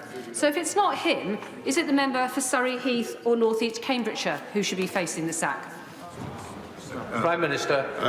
I remind the Honourable Lady what Sue Gray says in her paragraph 12. No such conclusion can be drawn so far, Mr. Speaker. She must wait. She must wait for the conclusion of the inquiry. Janet Davey. Mr. Speaker, the Prime Minister announced at the weekend that he would be calling President Putin to urge de-escalation of the situation in Ukraine. Yeah. The Mirror have just reported that today the call has been cancelled because he's been dealing with the Sue Gray report. So can the Prime Minister confirm that on a matter of such grave importance that this report is correct and that he will be speaking to Vladimir Putin as soon as he leaves the chamber? Yeah. Prime Minister. Mr. Speaker, I will be speaking to President Putin as soon as I can. Leila Moran. Thank you, Mr. Speaker. I have read the report in full, and I think the most striking sentence was the one that there were failures of leadership and judgment in different parts of Number 10 and the Cabinet Office at different times. My constituents who've been writing to me whilst the Prime Minister has been speaking say that he should resign, but they also want to know the full facts. Once the Met has concluded, why could he not then publish the full unredacted report? Prime Minister. Mr. Speaker, we'll have to see where the police get to. We'll have to see the conclusion of their inquiry. We'll have to see what the legal position is then, Mr. Speaker. Mohammed Yassin. Thank you very much, Mr. Speaker. My constituents are deeply troubled and angry by the frequent scandals engulfing the Prime Minister's administration. Because it's not just the Partygate and ongoing cover-up, but all the other things. The proroguing of Parliament, the treatment of the Queen, the 3.5 billion of chronic COVID contracts, the writing of 4.3 billion COVID loan fraud, and the Russia report, to name but a few. Sussex University researchers have warned that Boris Johnson's administration is more corrupt than any other administration since the Second World War. Does the Prime Minister know this, doesn't he? Prime Minister didn't. Well, I think the honourable gentleman's point is completely ridiculous. He mentions what we did, for instance, to get Brexit done, which was absolutely crucial to restore public trust in democracy. Richard Holden. Thank you very much, Mr. Speaker. Like me, many of my constituents have been appalled by the reports of what's been happening in Number 10 and will welcome the fact that my right honourable friend has come to the House today and has apologised in a first step to responding to this. Will he assure me that he will continue to keep the House updated on the implementation of the measures he is taking in the report? And also, will he ensure that there is full cooperation from the whole of the Number 10 team to the inquiries from the Met so they conclude as swiftly as possible? Prime Minister. Yes, Mr. Speaker, of course I will keep the House updated, and of course everybody in Number 10 will cooperate to the full with the Met. Thank you, Mr. Speaker. This is surely now a new low. A Prime Minister of our country forced to come here to the Mother of Parliaments and plead the Fifth in a criminal investigation because he knows if the truth is told, it will incriminate himself. So let me just ask the Prime Minister a simple question. If he cannot get his facts straight about whether or not he was at a party in his own flat, how will anyone in this House ever believe a word he says again, and how will our partners around the world ever put their trust in him. Prime Minister. Mr. Speaker, I'm not going to dignify that question with an answer, except to say that he's got to wait. Everything he said is completely prejudicial. Alan Brown. Mr. Speaker, I thought people of Lancashire were supposed to be straight speaking, because I can assure people that my constituents are calling the Prime Minister a lot more than a wally, words I can't repeat. The reality is here we've got staff were too frightened to raise concerns about behaviour they knew were ongoing. Half the staff invited to bring your own booze party didn't turn up because they knew it was wrong, but yet the Prime Minister said he thought it was a work event and within the rules. His lack of leadership and judgment is also shown by the let the bodies pile high comment about a second lockdown. The one thing the leader of Scottish Tories has said that is true is this Prime Minister is not fit for office. Now, given he'll do anything to save his own skin, does that mean the leader of Scottish Tories is going to get binned as well? Prime Minister. Mr. Speaker, I direct him to what I've said earlier on. Mick Whitley. I think no one said in this House this afternoon that 155,000 people died of COVID. That's why we introduced the rules. But this is simply not the comprehensive report that the British public were promised for so long. But at least it's clear in its findings that there were serious failures, and I quote, to observe not just the high standards expected of those working at the House of Government, but also of the standards expected of the entire British population at the height of the pandemic. Does the Prime Minister accept responsibility for his failure to live up to the standards which the rest of us were expected to uphold? Prime Minister. Mr. Speaker, Mr. Deputy Speaker, I take responsibility for everything that happened in Number 10 and that the government did throughout the pandemic. Harry Gardner. The great report is clear that there should be no excessive consumption of alcohol in a workplace. Can the Prime Minister therefore assure the House that his own consumption of alcohol was not excessive, and in particular that his judgment was at no time so clouded that he was in danger of telling the truth? Prime Minister. Mr. Speaker, I couldn't quite hear the end of the gentleman's question, but the answer is no. If he thinks I drunk too much, no.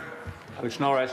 Thank you, Mr. Deputy Speaker. The Prime Minister wants my constituents to suspend their disbelief and wait for the Met Police to report. In which case, will he at least give them clarity that should the Metropolitan Police issue him with a fixed penalty notice for participation at his party, he will resign? Prime Minister. Mr. Speaker, he really needs to wait and see what the Met decide. Andrew Gwynne. Thank you. We've had excessive whataboutery, bluster and bravado from the Prime Minister. I suggest to him politely that we need a lot more humility from him, given that whilst the Grey report might be paper thin, it's very clear in the serious failings at Number 10. Fish rots from its head. Can I suggest to the Prime Minister it's not a new Prime Minister's office we need, it's a new Prime Minister. Well, I hear him, and I simply repeat what I've said earlier on. I'm grateful to Sue Gray. We're taking action following her report, but he needs to wait for the conclusion of the inquiry. Patricia Gibson. Thank you, Mr. Deputy Speaker. Sue Gray has made it clear that this is not a report, but it's an update on the investigation into COVID breaches in Downing Street. Indeed, in her update, Ms Gray says she is extremely limited in what she can say and, quote, it is not possible at present to provide a meaningful report. If it is the case that there's nothing to see here, move on, as the Prime Minister today is desperately trying to convince us, why has he repeatedly refused to commit to publish the full report even after the police investigation has completed? And what does it say about the benches opposite, those populating them, if they still genuinely think that he is the best amongst them to be Prime Minister? Mr. Speaker, that's not what I've said. Neil Coyle. Thank you, Mr. Deputy Speaker. The Prime Minister told Parliament and told the British people that there were no parties. We now know he attended several, including one at which he was ambushed with cake, in his most pathetic excuse yet. given his previous statements, which we know to be patently false, how does he explain why this report says at least 12 parties in his home warrant police investigation? Prime Minister. Mr. Speaker, he's proved several times in that question that he hasn't got the faintest idea what he's talking about, and he should wait for the outcome of the inquiry. Rupa Haq. Mr. Speaker, the Prime Minister and his apologists up to now had explained these things away as one-offs, a work do, ambushed by a cake, all those kind of things. But this report makes clear that it was a repeated pattern of behaviour. The booze-ups after work that nobody else was having, all our constituents who followed the rules. So can I ask him as well, it also says that there's an investigation of a Downing Street party on the 13th of November 2020. Why did he tell my honourable friend for Hornsey and Wood Green on the 8th of December that no such gathering took place? And subsequently, he's told my right honourable friend, our leader, that anyone who from that dispatch box tells mistruths should resign. Is he a man of his words? Mr. Speaker, she needs to look at what I said, and she needs to look at the outcome. She needs to look at the outcome of the inquiry. Christine Jardine. Thank you very much, Mr. Deputy Speaker. The Prime Minister said in a statement earlier that he understands the anger of people in this country. But does he also understand that while they've been watching this, for many people in this country, their greatest fears about how this would be handled have been realised. They've seen an apology, yes, but obfuscation, delay, tinkering, rather than an acceptance of responsibility. The Prime Minister says he wants to go on and deal with the important issues facing this country. Perhaps the only way we will be able to do that is for the Prime Minister to accept that he has become an obstacle to it and resign. Minister. No, Mr. Speaker, we're going to get on with the job. Jeff Smith. Thank you. Mr. Deputy Speaker, the Prime Minister was wrong in something he said earlier. The Sue Gray update can be both damning and incomplete. And most of us can only guess how much more damning the full report is going to be. And his colleagues should worry about that. But I think he knows how bad it's going to be because he knows what's gone on. So isn't that the real reason why he won't commit to publishing the report in full when the police have completed their investigation? Prime Minister. No, Mr. Speaker, he's totally prejudging the whole thing. He needs to contain himself. No, he needs to contain himself and wait for the police to complete their inquiries. Drew Hendry. Thank you, Mr. Deputy Speaker. The Sue Gray update is not the report that this House deserves. It is not the transparency that the public were expecting. But it does make it very clear that there were failures of leadership at number 10. The Prime Minister is the leader at number 10. So will he now pack his suitcase, or will he leave it to his officials to carry his cans? Mr. Speaker, he just needs to look at the report again, and he needs to wait for the conclusions of the inquiry. Matt Weston. Thank you, Mr. Deputy Speaker. Look her in the eyes and tell her you never bend the rules. A lot of us remember that campaign. It cost tens of millions of taxpayers' money. On the 13th of November in 2020, he bent the rules, didn't he? Mr. Speaker, I refer him to what I've said earlier on in this House, and frankly, Mr. Speaker, he needs to wait until the conclusion of the police inquiry. Stephen Flynn. Thank you, Mr. Deputy Speaker. This morning, the Conservative Party in Scotland issued a press release, and it stated, and I quote, "The pandemic sees a rise in criminals getting away with crimes." Were they talking about the Prime Minister? Mr. Speaker, what we're actually doing is cutting crime by 14% and putting 20,000 more police on the streets. Roshanara Ali. Thank you, Mr. Deputy Speaker. Week in, week out, throughout this pandemic, I, like many of my colleagues, had to deal with constituents who couldn't see their dying relatives or grieve with them. And some of us were directly affected when we lost family members and loved ones. The Prime Minister's actions have made a mockery of the British people's sacrifices during the pandemic. And now he's the subject of a criminal investigation. It's a new low for our country and our democracy, and it makes a mockery of our democracy to the rest of the world. If the Prime Minister takes responsibility for everything that has happened, as he has said, isn't it time that he put his party, this Parliament and the country out of their misery and steps down so that we can move on and focus on the national interest, because at the moment it is not possible because of the crisis that he and Number 10 have created. Prime Minister. No, Mr. Deputy. Well, we're just going to leave the Commons for a moment. It's been, has to be said, a very difficult afternoon for Boris Johnson. Some tricky moments, many calls for him to go from all sides of the House, and that is continuing there. But we're going to speak in a moment to our political editor, Beth Rigby. But first of all, we're going to take a quick, closer look at some of the detail in that report that was published earlier today. It concludes that there were failures of leadership and judgment by different parts of Number 10 and the Cabinet Office at different times. It adds that some events should not have been allowed to take place, others should not have developed as they did.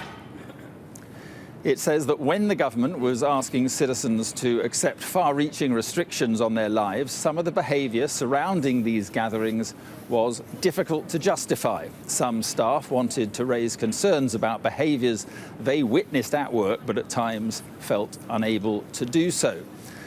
The report adds that gatherings represent a serious failure to observe the high standards expected of those working at the heart of government. Lack of thought, it says, was given in considering the appropriateness of gatherings. And finally, Sue Gray states that an excessive consumption of alcohol is not appropriate in a professional workplace.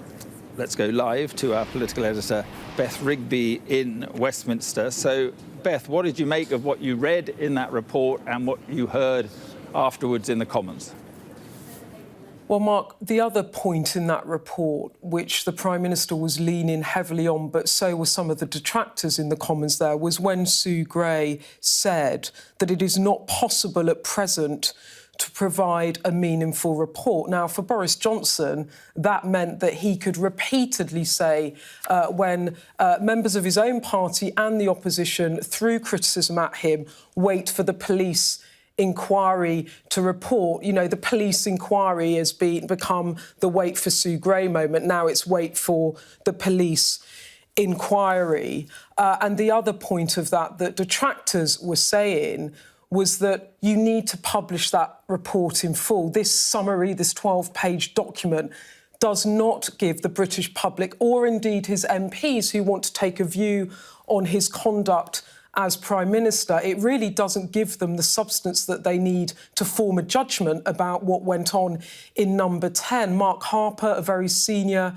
Conservative, the former Chief Whip, publicly asking him, will you publish that report in full? The Prime Minister simply kept denying it. And as he was, refusing to say that he would put that report out in full. And as we were on air listening to that statement, the Met put out a statement saying that they've had 500 pieces of paper, over 500 bits of evidence from the Cabinet Office and over 300 photographs of those events. The Met now investigating 12 different events on 8 different dates in Number 10. One of them the Prime Minister explicitly asked at in the Commons, refused again to answer questions on it, and that's the flat party, the alleged party in the flat on November the 13th, when Dominic Cummings says there was a party the night he left. He's obviously put that evidence into Sue Gray, that now under investigation, and the Prime Minister directly asked about his involvement in that, again,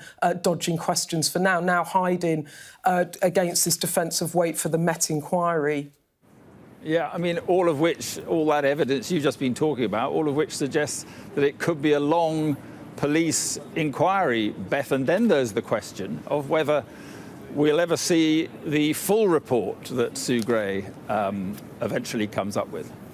I think that this is the most important question now, actually, about will we ever see the full report? Will the truth ever really out? Now, Sue Gray has given a summary of events. She described it as an update, not a full report. In good faith, probably couldn't put it as a full report simply because there is no detail in it, because she has had to give only passing reference to some of the events now under investigation by the Met. And the big question now is, will Boris Johnson publish that report? It will be his decision. It's not up to Sue Gray to decide that she thinks it should come out in full. That is at the PM's behest. It's in his gift.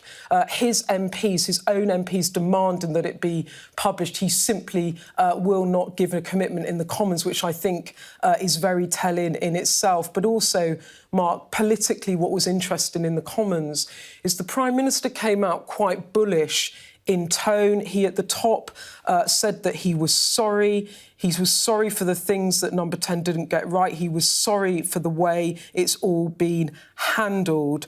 And then he said that he would commit to try and improve the leadership structure in the in Number 10, sorry.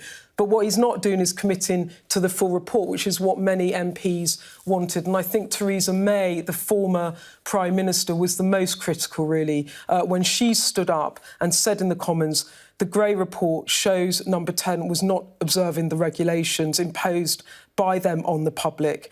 Either he didn't read the rules, the Prime Minister, or he didn't understand them, or he didn't think the rules applied to Number 10. Which was it? In which point the Prime Minister replied, I don't think that's what the Sue Gray report says. But at least another 9 of his own MPs stood up to publicly criticise him over this, or ask certainly further questions. And I think that's a reflection of the political difficulty he remains in. And I think that maybe when MPs leave the chamber and reflect on it, perhaps he didn't get the tone right today when he came out in a very defiant way when Sue Gray has clearly talked about failures of leadership, talked about some events should not have taken place, and talked about a culture of drinking and, not good reporting lines in Number 10. He tried to bat it away, but those questions still remain.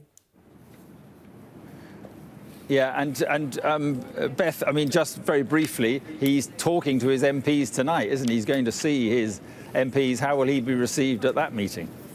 Yeah, he's going to go and brief MPs at 6:30, but one detractor pointed out to me today that he is taking the whole parliamentary party at this meeting. It's not just a meeting of the backbenchers.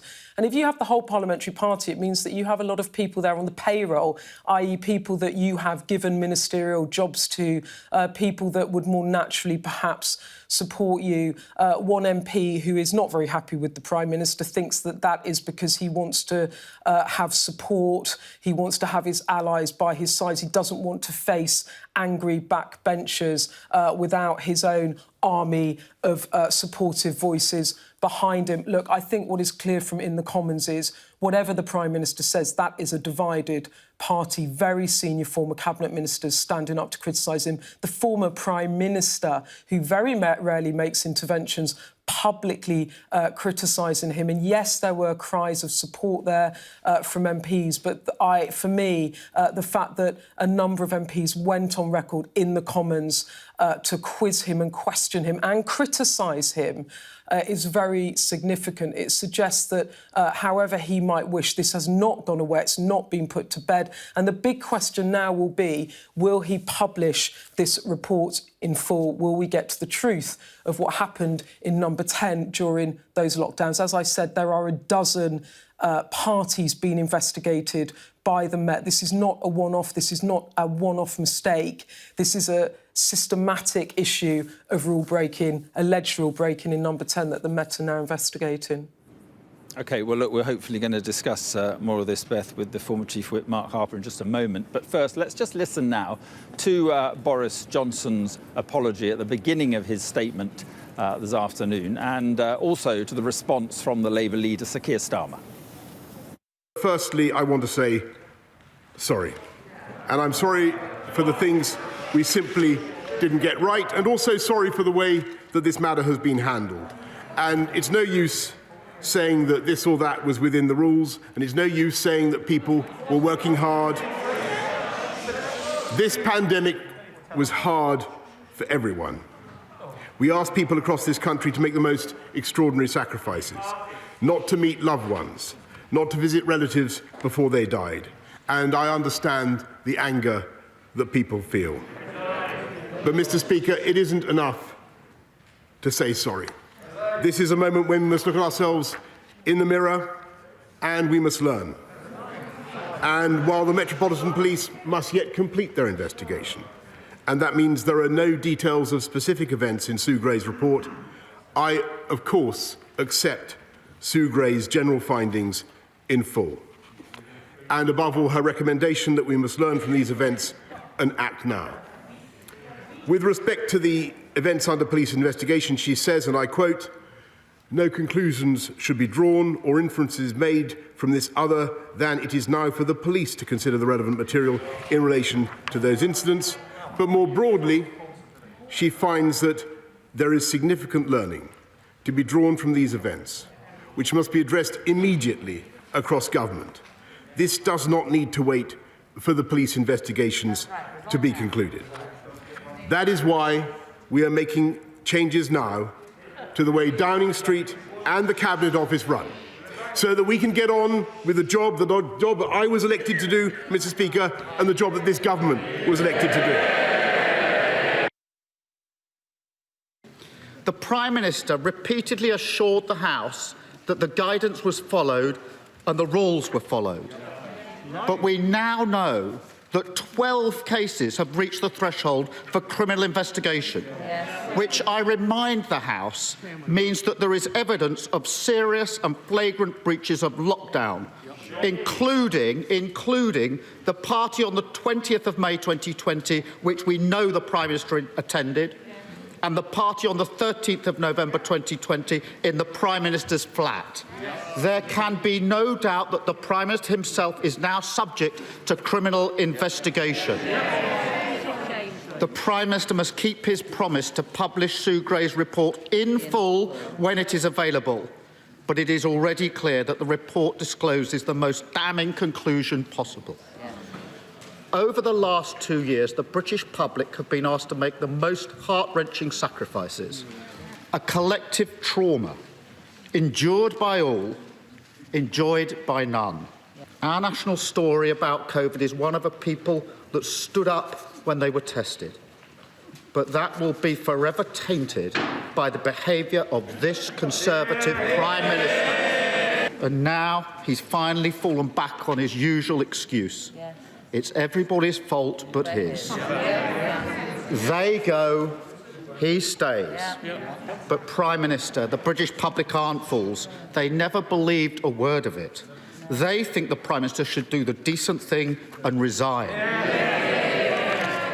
Of course he won't, because he is a man without shame. Cherishing and nurturing British democracy is what it means to be patriotic. There are members opposite who know that, and they know the Prime Minister is incapable of it. The question they must now ask themselves is, what are they going to do about it? It is only they that can end this farce. The eyes of the country are upon them.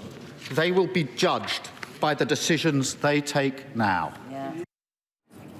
Keir Starmer there. Well, criticism came from all corners of the Commons. The former Prime Minister and Conservative MP Theresa May questioned Boris Johnson's understanding of the rules at the current time the incident took place. What the Gray report does show is that Number 10 Downing Street was not observing the regulations they had imposed on members of the public. So either my right honourable friend had not read the rules, or didn't understand what they meant, and others around him, or they didn't think the rules applied to Number 10. Which was it?